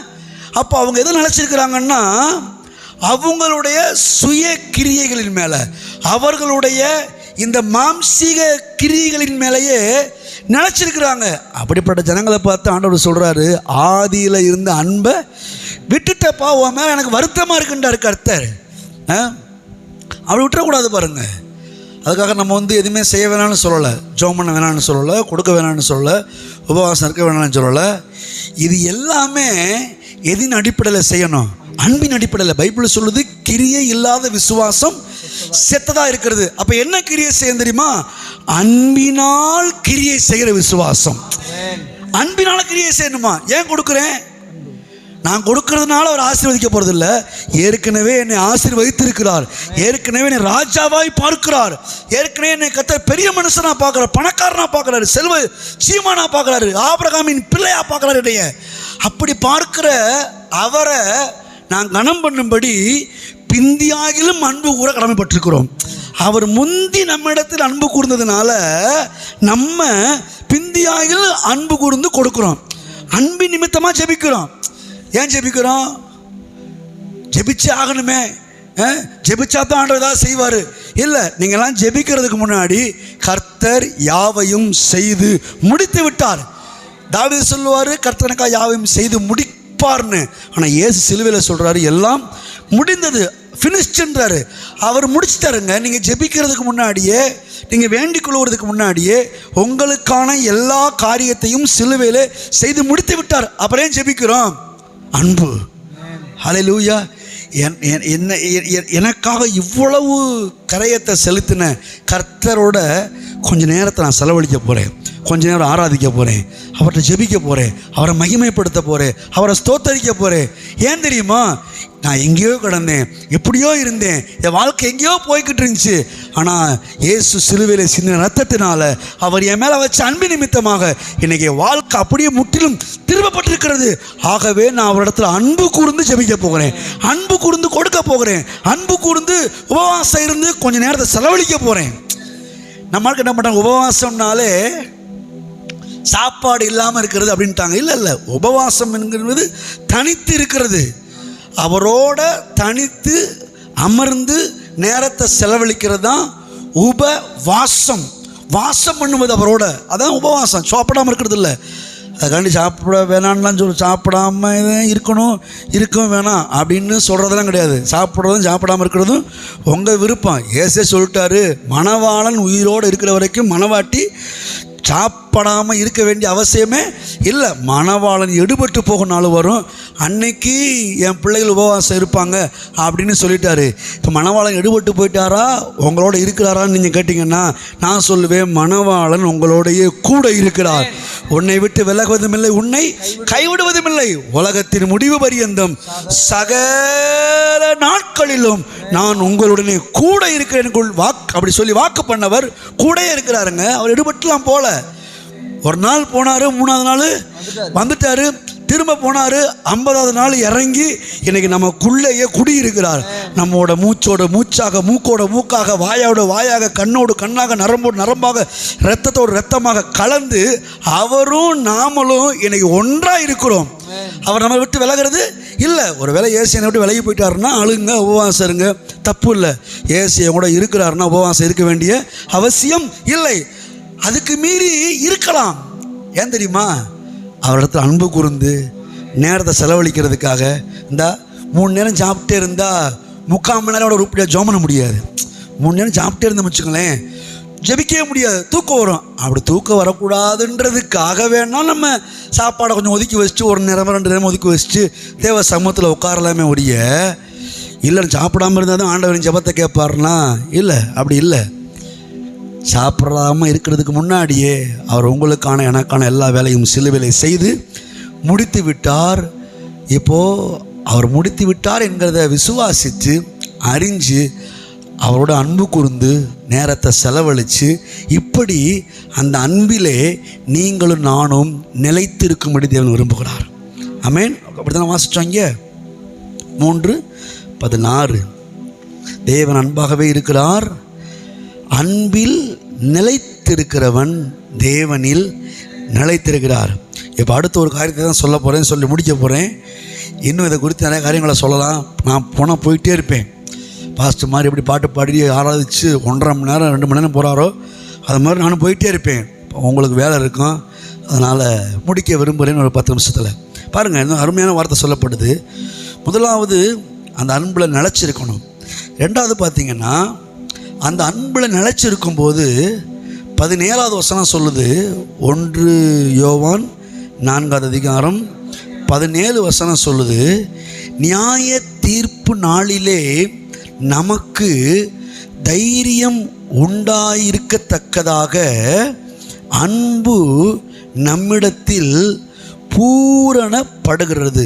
ஏனென்றால் அவர் இருக்கிற பிரகாரமாகவே இவ்வுலகத்தில் நாம் இருக்கிறோம். என்ன சொல்ல வருதுன்னா, நியாய தீர்ப்பு நாளிலே நமக்கு தைரியம் உண்டாயிருக்கும்படி. நியாய தீர்ப்பு நாளில் ஒன்று இருக்குது எல்லாருக்குமே, அது எல்லாத்துக்குமே தெரியும்.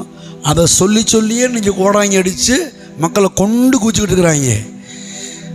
பைபிள் நியாய தீர்ப்பு நாளில் நீ ஸ்டெடியாக நிற்கணுமா, அட்டென்ஷனாக நிற்கணுமா, நீ இன்றைக்கி எப்படி இருக்கிறியோ என்ன பண்ணுறியோ அதை வச்சு தான் நியாய தீர்ப்பு நாளில் நீ கரெக்டாக நிற்க முடியும் அப்படின்னு இவங்க சொல்கிறாங்க. ஆனால் பைபிள் சொல்லுது, நியாய தீர்ப்பு நாளில் நம்ம நிற்கிறதே பெருசு. இதில் தேவ சமூகத்தில் தைரியமாய் போய் நிற்கிறதுக்கு எது தெரியுமா நம்மளை பூரணப்படுத்துது? அன்பு. கையை தட்டி கர்த்தரை மகிமைப்படுத்தும். ஹல்லேலூயா. இந்த தேவ அன்பு நியாய தீர்ப்பு நாளில் தேவ சமூகத்தில் நிற்கக்கூடிய தைரியத்தை கொடுத்து அப்படி தைரியம் உண்டாகத்தக்கதாக நம்மளை என்ன பண்ணுதான் பூரணப்படுத்துகிறது.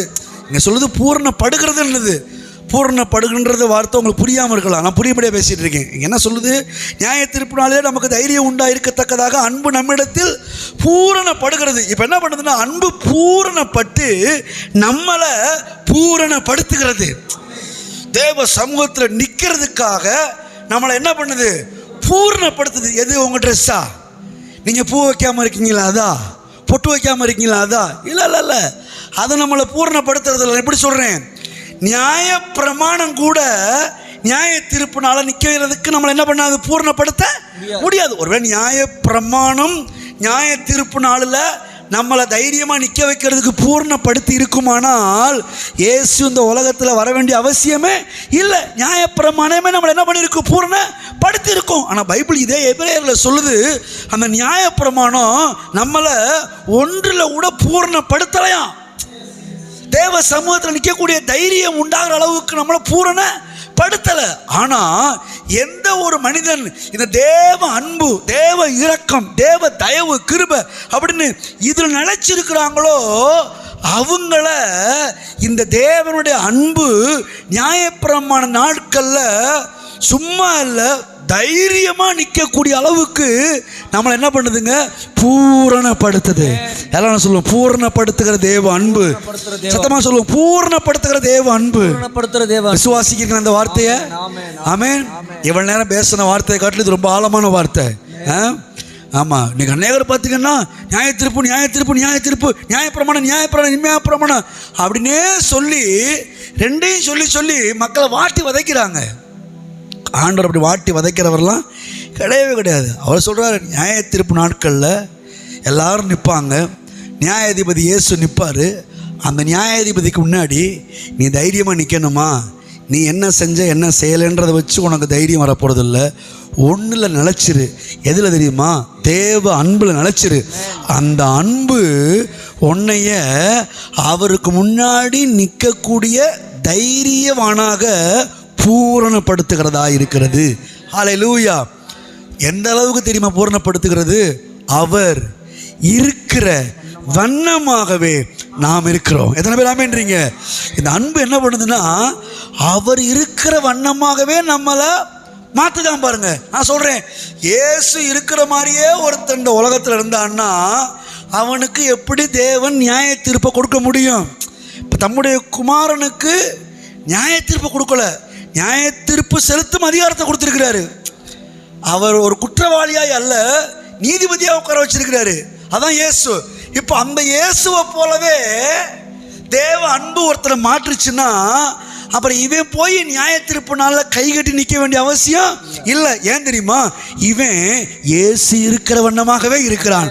இயேசுவுக்கு எப்படி நியாய தீர்ப்பு இல்லையோ, தேவ அன்பில் நிலைத்திருக்கிறவனுக்கும் நியாய தீர்ப்பு இல்லை. அந்த அளவுக்கு இவனை பூரணப்படுத்தி அவருக்கு முன்னாடி தைரியமாக நிற்க வைக்கிறது. என்ன பெரியமே பாருங்க, இந்த உலகத்தில் அவருக்கு முன்னாடி ராஜாக்களாக ஆசாரியர்களாக நிற்க வச்சிருக்குது.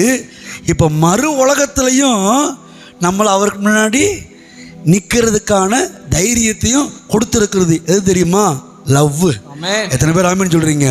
அவர் உங்கள் மேலே வச்ச அன்பு, நீங்கள் அவர் மேலே வச்ச அன்பு, நீங்கள் எந்த அன்பில் நினச்சிருக்கிறீங்களோ அந்த அன்பு உங்களை இந்த அளவு கனப்படுத்துகிறதா இருக்கிறது. இம்மைக்கும் மறுமைக்கும் போதுமான காரியத்தை செய்கிறது தேவனுடைய அன்பு. அடுத்த வசனத்தை வாசிங்களேன். அன்பிலே பயமில்லை. பூரண அன்பு பயத்தை புறம்பே தள்ளும். பயமானது வேதனை உள்ளது. இப்போ அடுத்து சொல்லுது, பயப்படுகிறவன் அன்பிலே பூரணப்பட்டவன் அல்ல. நம்ம என்ன சொன்ன அந்த வார்த்தைலாம் ஏதோ உலக பிரகாரமான பயத்துக்கு நினைக்கிறோம். அதுக்கும் உண்மைதான். நம்ம பயந்தோம்னா நம்ம தேவன்ட்டு அன்பு கூறலன்னு அர்த்தம். அன்பில் என்ன இல்லை? பயம் இல்லை.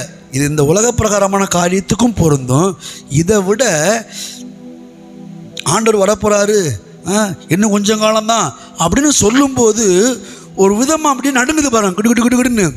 அங்கே ஆக்கினை வந்துருச்சு, அங்கே தண்ணியில் அது கலந்துருச்சு, இங்கே கொரோனா வந்துருச்சு, அது வந்துருச்சு, இது வந்துருச்சு, வருகை பக்கத்தில் இருக்கு, வாசல் நிற்கிறார் அப்படின்னு சொல்லும்போது ஐயோ நம்ம என்ன பெர்ஃபெக்ட் ஆகலையே, இன்னும் அதில் அப்படி இருக்கமே, இதில் எப்படி இருக்கமே அப்படின்னு சொல்லி பயந்தோன்னா என்ன இல்லைன்னு அர்த்தம்? லவ் இல்லைன்னு அர்த்தம். ஹல்லேலூயா. ஆனால் அன்பு இருந்துச்சுன்னா அன்புல எது இல்லைன்னு அர்த்தம்? பயம் இல்லை. பயம் இல்லை. அன்புல பயம் இல்லை, பயத்தில் அன்பு இல்லை. நான் பயப்படுறோம், இயேசு வரப்போகிறார் அப்படின்ன உடனே மஞ்சள் தட்டி சொல்லணும், இயேசுவின் நாமத்தினால தேவன் என் மேலே வச்ச கிருபை நிமித்தமாக, அவர் என் மேலே வச்ச அன்பு நிமித்தமாக கண்டிப்பாக என்னை கூட்டிகிட்டு போவார் அப்படின்னு தைரியம் வந்துச்சுன்னா உள்ள என்ன இருக்குன்னு அர்த்தம்? அன்பு இருக்குன்னு அர்த்தம். அப்படி இயேசு வரப்போறாருன்னு சொல்கிறப்ப ஒரு விதமான நடுக்கமோ கைகால ஆட்டமோ பயமும் வருதுன்னா அங்கே என்ன இல்லைன்னு அர்த்தம்? அன்பு இல்லை என்று அர்த்தம். அப்புறம் சொல்லுது, பயப்படுகிறவன் இயேசு வர்றாருன்னு சொன்ன அந்த வார்த்தையை கேட்ட உடனே பயம் வருதுன்னா இவன் எதில் பூரணப்படலை? அன்புல பூரணப்படலை. நல்லா கவனிக்கணும், அன்பு இவனுக்கு பூரணமாக இருக்குது. ஆனால் இவன் என்ன பண்ணலை? அன்புல எதில் பூரணப்பட்டிருக்கிறான்? இவன் ட்ரெஸ்ஸு, இவன் என்ன பண்ணியிருக்கான், என்ன பண்ணலை, நம்ம என்ன செஞ்சுருக்கோம், செஞ்சலை அப்படின்ற ஒரு இதுலேயே பூரணப்பட்டிருக்கிறதுனால அன்புல பூரணப்படலை. அதனால தான் பயம் வருது. ஆனால் அன்பிலே பூரணப்பட்டால் அன்பிலே பயம் இல்லை. தேவ சமூகத்தில் தைரியமாக நிற்கலாம். ஹல்லேலூயா. இதாங்க தேவனுடைய அன்பு. நமக்காக அவரையே கொடுத்தது, மரிக்க ஒப்பு கொடுத்தது. அந்த அன்பு தான் நம்முடைய பாவங்களை கழுவி நம்மளை சுத்திகரித்தது. இன்னும் அந்த அன்பு நம்மளை தேவ சமூகத்துக்கு முன்னாடி ராஜாக்களா ஆசாரியர்களாக நிற்க வச்சிருக்குது.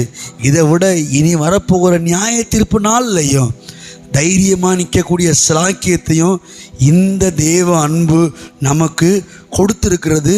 இந்த அளவுக்கு தேவன் அன்பாகவே இருக்கிறார். ஹல்லேலூயா. எத்தனை பேர் ஆமென் சொல்கிறீங்க? இந்த அளவுக்குங்க. நீங்கள் இப்போ இந்த உலகத்தை ரட்சிக்கப்பட்ட நாள் முதற்கொண்டு கண்ணை மூடி பரலோகத்துக்கு போய் அதுக்கு பிறகு தான் நியாய தீர்ப்பு. அந்த நியாய தீர்ப்பு நாள் வரைக்கும் கூட நீங்கள் தைரியமாக நிற்கிறதற்கு உங்களுக்கும் எனக்கு உதவி செய்கிறது தெரியுமா? தேவனுடைய அன்பு. இப்போ சொல்கிறாரு, அந்த அன்பில் நீங்கள் நிலைத்திருங்க.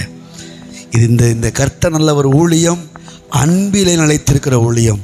நம்முடைய கிரியைகளை நிலைத்திருக்கிற ஊழியம் அல்ல. நம்முடைய புய பலத்தினால, நல்லா வசனம் மேலே போட்டிருக்காங்க பாருங்கள், பலத்தினாலும் அல்ல பராக்கிரமத்தினாலும். என்ன அர்த்தம்னா என்னுடைய மாம்சீகமாக என்னுடைய சுய பலத்தினால எதுவுமே இல்லை, ஆவியினால எல்லாமே ஆகும். அந்த ஆவியானவர் யார்? அன்பின் ஆவியானவர், இரக்கத்தின் ஆவியானவர். அந்த ஆவியானவருடைய கனெக்டில் இருப்போம், அந்த அன்பில் நிலைத்திருப்போம். என்ன செஞ்சாலும் சரி அன்பின் அடிப்படையில் செய்யுங்க. நீங்கள் ஆண்டவருக்குன்னு செய்கிற எதுவுமே செய்யாமல் இருக்கக்கூடாதுன்னு நான் சொல்ல. இவ்வளோ பேசும்போது காணிக்கை பற்றியும் பேசணும், காணிக்கையும் கொடுக்கணும். எதின் அடிப்படையில் கொடுக்கணும்? அன்பின் அடிப்படையில், கனத்தின் அடிப்படையில்.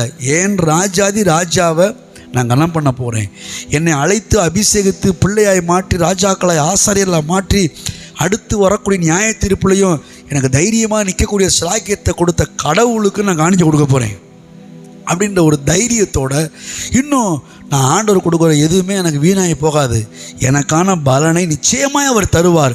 உயிரையே கொடுத்தவர் மற்ற எல்லாவற்றையும் அருளாதிருப்பது எப்படி? பவுல் சொல்லுவார், அவர் தம்முடைய சொந்த குமார் என்றும் பாராமல் அவரே ஒப்பு கொடுத்தவர் மற்ற எல்லாவற்றையும் அருளாதிருப்பது எப்படி? அப்படி அருளுகிறபடினால் நான் கொஞ்சம் கொடுக்குறேன். ஆமென் அப்படின்னு சொல்லி விசுவாசத்தோட அன்பின் அடிப்படையில் நீங்கள் செய்கிற கிரியைகளை தேவன் வரவேற்கிறார். இதுதான் அன்பிலே நிலைத்திருக்கிறது. இப்போ நாமளும் சில கிரியைகளை பேசலன்னு சொல்லலை. எந்த கிரியுமே இல்லாதது செத்ததாக இருக்கிறது. கிரியை இல்லாத விசுவாசம் செத்த விசுவாசம். இப்போ சில கிரிகளை பேசுகிறோம், ஆனால் மற்றவங்க பேசுகிற மாதிரி பேசலை. நடுப்பகுதியாக தேவ அன்பை வைக்கிறோம், தேவ கிருபை வைக்கிறோம், அவர் சிலுவையில் பட்ட பாடுகளை வைக்கிறோம். எனக்காக இவ்வளோ கரையத்தை செலுத்தினார், இப்போ நான் கொடுக்குறதுலாம் பெரிய விஷயமே இல்லை அப்படின்ற ஒரு விசுவாசத்தோடு நீங்கள் கர்த்தருக்கு செய்கிற இந்த அன்பின் கிரியைகளை கர்த்தர் இன்னும் கனம் பண்ணுவார். ஏன்னு கேட்டால், ஏன் அப்படி அன்பின் கிரியைகளை செய்யணும் அப்படின்னு கேட்டால், அவர் அப்படிப்பட்டவராக இருக்கிறார், அன்பாகவே இருக்கிறார். இன்னொரு காரியத்தை சொல்லணும், நான் நேரம் இல்லாதனால முடிக்கிறேன். இந்த அன்பு எங்கேருந்து ஆரம்பிச்சுன்னு சொன்னால் 10 நிமிஷத்தில் முடிச்சிடுவேன். ஆனால் டைம் ஆயிடுச்சு. நம்ம ஃபஸ்ட்டு முடிச்சிடுவோம். அடுத்த முறை பார்ப்போம். இந்த அன்பு ஆதியாகமத்திலே ஆரம்பிச்சிருச்சு. அதான் சொல்லும்போது இன்னும் கொஞ்சம் ஆழமாக விளங்கும். ஏதோ அன்பு இயேசு கிறிஸ்து வந்தபோது வெளிப்பட்டது கிடையாது. இயேசு கிறிஸ்து வந்தபோது நமக்கு தெரிஞ்சிருக்கு, அவ்வளோதான். ஆனால் இந்த அன்பு ஏதேன் தோட்டத்திலே ஆரம்பிச்சிருச்சு. ஆதாமுக்கும் ஏவாளுக்கும் அவ்வளோ பெரிய தோட்டத்தை உண்டாக்கி கொடுத்ததே இதுதான், அன்பு தான். தேவன் மனுஷன் மேலே வச்ச அன்பு. அவனுக்காக 6 நாள் உட்காந்து அவ்வளோ வேலையை பார்த்து 6ஆவது நாள் இவனை சிருஷ்டிச்சு இவனுக்காக எல்லாத்தையும் கொடுத்து ஆண்டு கொள்ளுங்கள் என்று ஆசீர்வதித்தாரே. இது எதை காட்டுதுங்க? அப்பா பிள்ளையின் மேலே வச்ச அன்பு காட்டுது. எப்படி ஒரு பெற்ற தகப்பன் தான் பிள்ளைக்கு வேண்டியதை சவதரித்து வைக்கிறானோ அதே போல் அவர் இவனுக்காக எல்லாவற்றையும் செய்து வைத்தார். ஏன் தெரியுமா? இவன் மேலே அவர் அவ்வளோ அன்பாக இருந்தார். ஹல்லேலூயா. அன்றைக்கே கர்த்தர் அப்படி தான் இருந்திருப்பார்னா இன்றைக்கும் கர்த்தர் அப்படியே இருக்கிறார். உங்கள் மேலே அன்பாக இருக்கிறார், உங்களை நேசிக்கிறார். என்னுடைய இந்த திருமண நாளிலே தேவ அன்பை குறித்து உங்களோடு பேசினதிலே ரொம்ப சந்தோஷப்படுறேன். இந்த அன்பில் நிலைத்திருங்கள், இந்த அன்பில் உறுதியாயிருங்கள். நிச்சயமாக அன்பு ஒரு காலம் ஒழியாது, உங்களை ஒழிக்கவும் முடியாது. ஹல்லேலூயா. நீங்கள் எந்த அளவுக்கு தேவன் மேலே அன்பு கூறுகிறீங்களோ அந்த அளவுக்கு நீங்கள் இன்னும் அவருக்கு பிரியமாக நடந்துக்கிடுவீங்க. ஏன்னா பைபிள் சொல்லுது, விசுவாசம், நம்பிக்கை, அன்பு, இது எல்லாவற்றும் அன்பே பெரியது. அன்பு அயோக்கியமானதை செய்யாது, அன்பு தற்பொழிவை நாடாது, அன்பு சினம் அடையாது, அன்பு சுயநலம் இருக்காது. அன்புன்ற ஒரு அந்த காரியத்தில் நம்ம சுற்றிட்டோம் அப்படின்னா நம்ம வாழ்க்கையே மாறிடும் பாருங்க. ஏன்னா அந்தளவுக்கு தேவ அன்பு மேன்மையானது, அது பெருமையானது, கனத்துக்குரியது. அந்த அன்பில் நிலைத்திருங்கள். இன்னும் சொல்லி முடிச்சிடறேன். நீங்கள் அந்த அன்பில் நிலச்சிருக்கிறீங்களோ இல்லையோ, தேவன் அன்பாகவே இருக்கிறார். கைகளை தட்டி கர்த்தரை மகிமைப்படுத்துவோம். அவர் அன்பில் மாறுறதே இல்லை. இன்னும் நீங்கள் எவ்வளோ தூரம் அவரை விட்டு போனால் கூட பைபிள் சொல்லுது, எபிராயிமே உன்னை எப்படி கைவிடுவே, என் அன்பின் கயிறுகளை விட்டு கையை தட்டி கர்த்தரை மகிமைப்படுத்துதாங்க. அவர் உங்களுக்கு ஒரு கயிறு கொடுக்குறாராம் உங்களை காப்பாற்றுறதுக்கு. நீங்கள் தூரமாக போகும்போது, விட்டு விலகி போகும்போது அவர் உங்களுக்கு ஒரு கயிறு கொடுக்குறாராம். என்ன கயிறு தெரியுமா? அன்பின் கயிறு. ஹல்லேலூயா. இப்போ நீங்கள் ஒரு தவறு செய்யும்போது கூட உங்களை திருத்ததுக்கு ஒரு ஆயுதம் வச்சிருக்காரு. என்ன தெரியுமா அந்த ஆயுதம்? தயவு. நீ குணப்படும்படிக்கு அவருடைய தயவு உன்னை நெருக்கி ஏவுகிறதா பாருங்க. நம்ம தவறு செய்து போகும்போது கூட நம்மளை தண்டிக்கிறதுக்கு மனசு இல்லை அவருக்கு, நம்மளை கொல்றதுக்கு மனசு இல்லை. என்ன பண்ணுதுன்னா அன்பு பெருகுது, கிருபை பெருகுது, தயவு பெருகுது. என்ன பண்ணுதுன்னா அந்த தயவு நம்மளை குணப்படுத்தும்படி நெருக்கி ஏவுதான், ஓடி வருதான். அந்த அன்பை தயவை எப்படிலாம் பேசுகிறாரு பாருங்க. தயவு நெருக்கி ஏவுதுன்றாரு, அன்பின் கயிறுகளை விடுறேன்றாரு, கிருபை அதிகமாக பெருகுதுன்றாரு. ஏன்னு கேட்டால் அவருடைய கேரக்டரே அதுதான். ஹல்லேலூயா. உலகத்தில் பாடுவாங்க பாருங்க, மாறாதையா மாறாது, மனமும் குணமும் மாறாதுன்னு பாடுவாங்க பாருங்க. அதே போல் அவருடைய மனமும் குணமும் ஒரே மாதிரி தான் இருக்குது. மனதுன்றது சிந்திக்கிறது, குணம்ன்றது இயற்கையாக இருக்கிறது. அவர் சிந்திக்கிறது முழுவதுமே அன்பாக தான் இருக்கிறாரு. அவருடைய இயற்கையான அந்த குணமே அன்பாகத்தான் இருக்குது. அதனால நீங்கள் அன்பில் நிலைச்சிருந்தாலும் சரி, நிலைச்சிருக்கிறாலும் சரி, கர்த்தர் அன்பாகவே இருக்கிறார். நான் சொல்கிறேன், ஒருவேளை கர்த்தர் நம்ம மேலே வம்பா இருக்கிறாருன்னா நம்ம நினச்சி நிற்போம், ஆண்டவரே கொன்றாதப்பான்னு. ஆனால் இப்படிப்பட்ட சத்தியங்களை கேட்குற நாம் இன்னும் அதிகமாக நிலச்சிருக்கணும், வேறொன்றி நிலச்சிருக்கணும். என்னை கடவுள் இவ்வளோ நேசிக்கிறாரா, இவ்வளோ அன்பு கூறுறாரா, அப்போ இன்னும் நான் அவர் மேலே அன்பு கூற போகிறேன், அவருக்காக ஓட போகிறேன், அவருக்காக செய்ய போகிறேன், அவரோடு இருக்க போகிறேன் அப்படி சொல்லி இன்னும் அன்பு நம்ம இடத்துல பெருகும்போது கர்த்தர் அதை கனம் பண்ணுகிறார். அந்த அன்பு உங்களை அந்த உலகத்தில் இன்னும் மேன்மைப்படுத்தும், இன்னும் கனப்படுத்தும், எல்லா பாவங்களுக்கும் எல்லா பிசாசுடைய கிரியைகளுக்கும் விலக்கி பாதுகாக்கும். கடைசியில் நியாய தீர்ப்பு நாளில் தேவ சமூகத்தில் தைரியமாய் நிற்க வைக்கிற தேவனுடைய அன்பு. ஹல்லேலூயா. எல்லாம் அப்படியே கரங்களை உயர்த்தி கர்த்தரை ஸ்தோத்திரம் பண்ணுவோம். என் மீது அன்பு கூர்ந்து பலியானி சிலுவையிலே எனக்காய் இரத்தம் சிந்தி கழுவினீர் குற்றம் நீங்க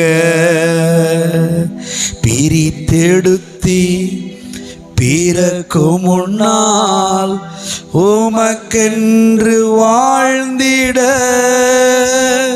என்னை பிரித்தெடுத்தி நான் பிறக்கும் முன்னால் உமக்கென்று வாழ்ந்திட ஆராதனை உமக்கே அனுதினமும் உமக்கே ஆராதனை உமக்கே அனுதினமும் உமக்கே. நல்ல தகப்பனே, கர்த்தராகிய இயேசுவின் நாமத்தில் இந்த மாலை வேளையிலே உம்முடைய சமூகத்தில் நாங்கள் வந்து நிற்கிறோம். நீ எவ்வளவு அன்பாக இருக்கிறீர், உங்களுடைய அன்பை வெளிப்படுத்தும்படி என்னெல்லாம் செய்திருக்கிறீர், அந்த அன்பு எங்களை எந்த அளவு கொண்டு போயிருக்கிறது அப்படின்றத நாங்கள் தியானிக்கும்படி இந்த நேரத்தை எங்களுக்கு கொடுத்துருக்கிறதுக்காக ஸ்தோத்திரம். இதை கேட்ட ஒவ்வொருவரும் உடைய அன்பிலே தொடர்ந்து நிலைத்திருக்கும்படி கர்த்தர் ஒவ்வொரு மேலேயும் உடைய அன்பின் ஆவியானவர் பலமாய் கிரியை செய்கிறதுக்காக நன்றி நன்றி நன்றி செலுத்துகிறோம். அல்லவரே, இந்த அன்பு நியாய தீர்ப்பு நாள்லையே எங்களை அவ்வளோ தைரியமாக நிற்க வைக்கும்னா இந்த உலகத்தில் அதை விட மேன்மையாக எங்களை வாழ வைக்கும். நிச்சயமாக உம்முடைய அன்பு எங்களை வெட்கப்படுத்தாது. உம்முடைய அன்பு எங்களை தோல்வி உரை செய்யாது. உம்முடைய அன்பு எங்களை தரித்திரமாக வச்சிருக்காது. உம்முடைய அன்பு எங்களை வறுமையாக வச்சிருக்காது. உம்முடைய அன்பு எங்களை ஏழையாக வச்சிருக்காது. உம்முடைய அன்பு எங்களை வியாதியஸ்தரில் வச்சிருக்காது. நீர் மனதுருகி என்னெல்லாம் இந்த உலகத்தில் இருக்கும்போது செய்தீரோ அதை விட மேலாக உம்முடைய அன்பு ஒவ்வொருவருக்கும் செய்கிறதுக்காக நன்றி ஆண்டவரே. இந்த மாலை வேளை உம்முடைய அன்பின் ஆவியானவர் பலமாய் ஒவ்வொரு மேலே இறங்குறதுக்காக நன்றி. ஒவ்வொருடைய வாழ்க்கையை பொறுப்படுத்திக் கொள்வதற்காக நன்றி. ஒவ்வொருடைய குடும்பங்களை ஆளுகை செய்யறதுக்காக நன்றி. அன்பினால நீங்க என்னெல்லாம் செஞ்சு முடிச்சிருக்கிறீங்களோ அந்த காரியங்கள் எல்லாம் உங்களுடைய பிள்ளைகள் மேல வந்து அப்படியே பலிப்பதாக இயேசுவின் நாமத்தில் வார்த்தைகள் ஒவ்வொன்றும் மெய்யென்று உறுதிப்படுத்தப்படுவதாக. சூழ்நிலைகள் மாறட்டும், எல்லா எதிர்மறையான காரியங்களை மாறட்டும் கர்த்தாவே. உங்களுடைய அன்பு மேலான காரியங்களை செய்கிறதுக்காக நன்றி. வாளாக்காமல் தலையாக்குகிறது, கீழாக்காமல் மேலாக்குகிறது, கடன் வாங்க வைக்காமல் கடன் கொடுக்க வைக்கிறது உங்களுடைய அன்பு ஆண்டவரே. ஸ்தோத்திரம். அந்த அன்பு எப்படி ஏதேன் தோட்டத்தில் ஆதாமுக்கு ஒரு குறைவில்லாமல் ஏவாளுக்கு ஒரு குறைவில்லாமல் வச்சிருந்ததோ அதே குறைவில்லாத வாழ்க்கையை உம்முடைய பிள்ளைகள் ஒவ்வொருவருக்கும் உம்முடைய அன்பு செய்து வைத்திருக்கிறபடியால் நாங்கள் நன்றி செலுத்துகிறோம். அந்த அன்புக்காக நாங்கள் ஸ்தோத்தரிக்கிறோம். அந்த அன்பை கனம் பண்ணுகிறோம். அந்த அன்பில் நிலைத்திருக்கிறோம். சேசமா அந்த ஊழியத்தை கர்த்தர் ஆசீர்வதிங்க. ஆனால் ஆரம்பத்திலேயே ஆவியானவர் சொன்னது போல ஒரு பெரிய பெருக்கம், மிகுதியான பெருக்கம், வலதுபுறத்திலும் இடதுபுறத்திலும் ஜன திரள் கூட்டத்தில் நாங்கள் பேசுகிறோம் கர்த்தாவே. கர்த்தர் அப்படியே நம்முடைய வார்த்தையை உறுதிப்படுத்துங்க. பூமி முழுவதுமே வெறுமையாக இருக்கக்கூடாது என்பதற்காக பொருட்களால் நிரப்பி போட்ட கர்த்தர் சபையை அதை விட நிரப்புறவராக இருக்கிறீர். நன்றி. 4 திசைகளிலிருந்தும் 8 திக்கிலும் இருந்து ஜனங்கள், ஜாதிகள், ஜனங்களின் பிரபுக்கள், ராஜாக்கள் இந்த வெளிச்சத்தினத்தில் ஓடி வரும்படி கர்த்தர் மலை மேலுள்ள பட்டணமாக சபை எடுத்து நிறுத்துகிறதுக்காக நன்றி ஆண்டவரே. எல்லா பொறாமையின் கண்களும், எரிச்சலின் கண்களும், பிசாசுடைய கண்களும் இயேசுவின் நாமத்தினாலே நிர்மூலமாக்கப்பட்டு போவதாக. உம்முடைய கண்களும் இருதயமும் இந்த ஆலயத்தின் மேலே தங்கி இருக்கிறதுக்காக நன்றி. தொடர்ந்து ஆளுகை செய்யுங்க, பொறுப்படுத்திக் கொள்ளுங்க. பாஸ்டர், ஊழியங்களை, பிள்ளைகளை, குடும்பங்களை ஆசீர்வதிங்க. விசுவாச பிள்ளைகளை ஒவ்வொருவரும் கருத்தில் கொடுக்குறோம். தொடர்ந்து ஆசீர்வதிங்க, பெரிய காரியங்களை செய்யுங்க. இயேசு கிறிஸ்துவின் நாமத்தை ஜெபிக்கிறோம். அப்படி நீ செய்கிறதுக்காக நன்றி செலுத்துவோம் நல்ல பிதாவே. ஆமேன், ஆமேன், ஆமேன். ஹல்லேலூயா. கர்த்தர் ஆசீர்வதிப்பாராக. யாவருக்கும் நன்றி. தொடர்ந்து தேவ அன்பில் நிலைத்திருங்கள். என்னோடு இணைந்து தேவனுடைய வார்த்தை கேட்ட உங்களுக்காக கர்த்தரை துதிக்கிறேன். உங்களோடு இணைந்து வார்த்தையை பகிர்ந்து கொள்ள தேவன் கொடுத்த சிலாக்கியத்துக்காக நன்றி.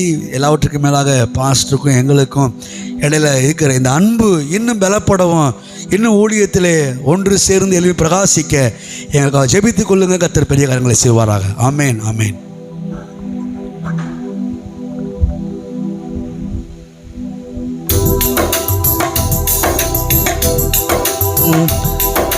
மனுஷரை கட்டி இழுக்கும் அன்பின் ஆண்டவரே, அன்பின் கயிறுகளா என்னை இழுத்து கொண்டீரே. மனுஷரை கட்டி இழுக்கும் அன்பின் ஆண்டவரே, அன்பின் கயிறுகளால் என்னை இழுத்து கொண்டவரே. எப்ராயிமே உன்னை எப்படி கைவிடுவேன், இஸ்ரவேலே உன்னை எப்படி விட்டு கொடுப்பேன். எப்ராயிமே உன்னை எப்படி கைவிடுவேன், இஸ்ரவேலே உன்னை எப்படி விட்டு கொடுப்பேன். எப்ராயிமே உன்னை எப்படி கைவிடுவேன், இஸ்ரவேலே உன்னை எப்படி விட்டு கொடுப்பேன்.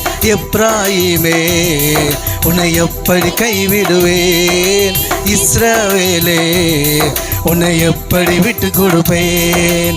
தாயை போல உணவு கொடுப்பவரே, தகப்பனை போல என்னை சுமந்து செல்பவரே. தாயை போல உணவு கொடுப்பவரே, தகப்பனை போல என்னை சுமந்து செல்பவரே. தகப்பனை போல என்னை சுமந்து செல்பவரே, தகப்பனை போல என்னை சுமந்து செல்பவரே.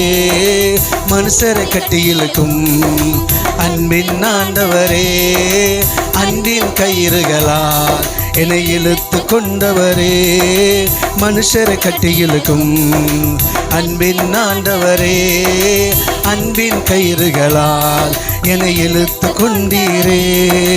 உம்மை விட்டு தூரம் போன என்னை நல்லவனாக்கி என்னை சேர்த்து கொண்டவரே. உம்மை விட்டு தூரம் போன என்னை நல்லவனாக்கி சேர்த்து கொண்டவரே. நல்லவனாக்கி சேர்த்து கொண்டவரே, நல்லவனாக்கி சேர்த்து கொண்டவரே. செல்ல பிள்ளையாய் உங்க மடியில் இருக்கின்றேன், எதுவும் என்னை பிரித்திட முடியாது. செல்ல பிள்ளையாய் உங்க மடியில் இருக்கின்றேன், எதுவும் என்னை பிரித்திட முடியாது. எதுவும் என்னை பிரித்திட முடியாது, எதுவும் என்னை பிரித்திட முடியாது. ஓ மனுஷரை கட்டி இழுக்கும் அன்பின் ஆண்டவரே, அன்பின் கயிறுகளால் என்னை இழுத்து கொண்டீரே. மனுஷரை கட்டி இழுக்கும் அன்பின் ஆண்டவரே, அன்பின் கயிறுகளால் என்னை இழுத்து கொண்டீரே. ஹல்லேலூயா. கரங்களை தட்டி கர்த்தருடைய நாமத்தை மேம்படுத்துவோம். அப்படியே நான் விசுவாசிக்கிறேன். அருமையான அன்பு போதவர் சொன்னது போல் அவர் மனுஷரை கட்டி இழுப்பார். இந்த சுற்று வட்டாரத்தில் இருக்கிறவங்க பூரா இந்த நல்ல சத்தியத்தை கேட்பதற்காக கர்த்தரோசமாய் திருப்பப்படுவார்கள். ஆமேன். ஆமாம், அவர் எப்படி கைவிடுவார்? ஆமேன், அவர் விடவே மாட்டார். ஆமேன். அந்த வார்த்தை அப்படியே நம்ம வாழ்க்கையில் இன்றைக்கி பாருங்கள், நம்ம இந்த அளவுக்கு சத்தியத்தை அறிஞ்சு அவர் எவ்வளோ நல்லவர்னு தெரிஞ்சு அவர் மேலே அவ்வளோ அன்பு கூர்ந்து அவரை அப்படி ஆராதிக்கிறோம். இன்றைக்கி பாருங்கள், ஒரு கூட்டமாக ஆராதிக்கிறோம் இல்லையா? இதே மாதிரி இன்னும் சரியாக சத்தியத்தை அறியாமல் பேர் கிறிஸ்தவர்களை இருக்கிற, இல்லைன்னா சுத்தமாகவே ஆண்டவர் அறியாத புறஜாதி மக்கள் அநேகரை அவர் மனுஷரை கயிறால் கட்டி இழுக்கிறது போல் இழுத்து கொண்டு வருவார். அருமையான அன்பு போதவர் சொன்னது போல் திரள் கூட்டமாய் நாம் ஆராதிப்போம். தேவன் நமக்கு ஏற்கனவே இந்த வருஷத்தில் வாக்கு பண்ணியிருந்தவங்களுக்கு தெரியும், வலதுபுறமும் இடதுபுறமும் திரளான ஜனங்கள் நிற்பார்கள் என்று. கரங்களை தட்டி அது ஒன்று. ரெண்டாவது, இங்கேயும் கூட்டம் அங்கேயும் ஆன்லைன்லேயும் கூட்டம், 2 பரிவாரமாக தேவன் நம்மளை நடத்துவார் என்று தேவன் அதை அழகாக உறுதிப்படுத்தியிருக்கிறாப்புல. அதுதான் தேவனுடைய ஆவினால். எனக்கு இப்போ உங்களுக்கு தெரியும், பாஸ்டர் பேசின நிறைய விஷயத்தை நம்ம 2 நாளைக்கு முன்னாடி தான் பேசணும். ஆமாம் ஆமாம், தம்முடைய சொந்த குமாரன் என்றும் பாராமல் அவரே தந்துட்டார், மற்ற எல்லாத்தையும் தரமாட்டாரா அப்படின்லாம் நிறைய பேசுகிறோம். அதனால் நமக்கு கடன்லாம் ஈஸியாக அடைச்சிரும் அப்படின்னு நிறைய பேசுகிறோம். அதுதான் அந்த ஆவியில் ஒருமனப்பட்டு ஒத்து போகிறது. தேவன் மறுபடி இதை ஏன் பேசுகிறார் அப்படின்னா, தம்முடைய வார்த்தையை உறுதிப்படுத்துகிறார். இதைத்தான் செய்ய போகிறேன், இப்படி தான் இருக்க போகிறேன் அப்படின்ட்டு. ஓகே, கத்ததாமே அருமையான அன்பு ஊழியக்காரர் ஆசீர்வதித்து அடுத்த ஒரு மீட்டிங் நம்ம கூடும்போது இதோட பயங்கர வேறு லெவலில் கூப்பிட்ற மாதிரி தேவன் சீக்கிரத்தில் சாட்சியாக நிறுத்துவார். நான் விசுவாசிக்கிறேன். இந்த நல்ல திருமண நாளில் நம்ம அப்படியே ஒருமனப்பட்டு அருமையான குடும்பத்தை ஆசீர்வதிப்போம். வாழ்த்துவோம். ஆமென், ஹல்லேலூயா. நல்ல தகப்பனே நன்றி அப்பா. ஆமென், ஆமென். தேவன் தாமே நல்ல அருமையான அன்பு போதகருக்கு துணையை கொடுத்து 2 பிள்ளைகளை கொடுத்து ஆண்டவரை கிருபையாய் நடத்தி கொண்டிருக்கிறீங்க. நல்ல தாயை கொடுத்து ஆண்டவரே, சகோதரரை கொடுத்து சகோதரருடைய குடும்பத்தை கொடுத்து ஆண்டவரே, இன்றைக்கி இந்த மாதிரி தேவனுடைய கனமான ஊழியத்தை செய்கிறதுக்கு அருமையான குடும்பங்கள் பெரிய சப்போர்ட்டாக இருக்குது. நான் ஏற்கனவே சொல்லியிருக்கேன், பாஸ்டர் வந்து அவங்க குடும்பம் தான் சபையே. குடும்பத்தில் அத்தனை பேருமே சபையில் தான் இருப்பேன். இதுவே போதுமானது. நீங்கள் பழகி பெருகணும். 3 பிள்ளை 4 பிள்ளைன்னு பெற்று ஒன்று கீபோர்டு மைக் அது இதுன்னு வாசிக்கிற மாதிரி திரள் கூட்டமாக இருக்கணும். அப்போ தான் லீவே போட மாட்டேன். புரியுதுங்களா? ஆமாம், இப்போ அவங்க சர்ச்சிலெல்லாம் கீபோர்டு வாசிக்க லீவே போட முடியாது. என்ன சொந்தக்காரன் தூக்கிடுவாப்புல. ஆமேன். பாருங்கள், அப்படி அது ஒரு பெரிய சாட்சி. சரிங்களா? சொந்தக்காரங்களாம் ஊழியத்துக்கு வரவே மாட்டாங்கங்க. ஆனால் தேவன் கொண்டு வந்திருக்காருன்னா அந்த அன்பை அவங்க அந்த சத்தியத்தை அறிஞ்சு அந்த அன்பில் நிலச்சி நிற்கிறாப்புல. ஆனாலும் ஒர்க் அவுட் ஆகுது. ஓகே, நான் ஏற்கனவே சாட்சி சொல்லியிருக்கிறேன். தேவன் இன்னும் பெருக அவர்களை உயர்த்துவார்கள். நான் அதில் கண்டிப்பாக சந்தேகமே கிடையாது. ஏன்னா பாருங்கள், யோசித்து பாருங்கள், அவங்க எவ்வளோ நல்ல கேரக்டருங்கிறது அவருடைய பிரசங்கித்த வார்த்தையிலே தெரிஞ்சுக்கலாம். பாருங்கள், இவ்வளோ நல்ல பிரசங்கிக்கிற ஊழியக்காரங்க அப்போ எவ்வளோக்குள்ள அனுபவத்தில் பேசுவாங்க. சரிங்களா? அதனால தான் அப்படியே தேவன் உயர்த்திக்கிட்டே இருக்கிறார். என்னை அடுத்த திருமண நாள் வரும்பொழுது நிச்சயமாக சாட்சியாக நம்ம இன்வைட் பண்ணுவோம். வேறு லெவலில் இன்வைட் பண்ணுவோம். கரங்களை தட்டி விசுவாசத்தோடு ஆமேன், ஆமேன், ஆமேன். கர்த்தர் அவ்வளவாய் உயர்த்திருப்பார். அவர்களையும் சரி நம்ம ஊழியத்தையும் சரி அப்படியே குடும்பமாய் நம்ம ஆசீர்வதிப்போம். நல்ல தகப்பனே, கர்த்தர் கொடுத்துருக்கிற அருமையான துணைக்காக ஸ்தோத்திரம், அன்பு சகோதரிக்காக ஸ்தோத்திரம், பிள்ளைகளுக்காக ஸ்தோத்திரம், குடும்பத்தினருக்காக நன்றி. நாங்கள் அப்படியே ஆசீர்வதிக்கிறோம்ப்பா. அவங்க சொன்னது போல் அந்த ஆதி அன்பு அப்படியே அவங்களுக்குள்ள பெருகட்டும். ஆண்டவர், இந்த அன்பு அவங்களுக்கு அப்படியே நிரப்பி நிரப்பி நிரப்பி ஆண்டவரே, அநேகருக்கு ஆசீர்வாதமாக சாட்சியாக நீங்கள் நிறைவேற்றுக்கிறதுக்காக நன்றி.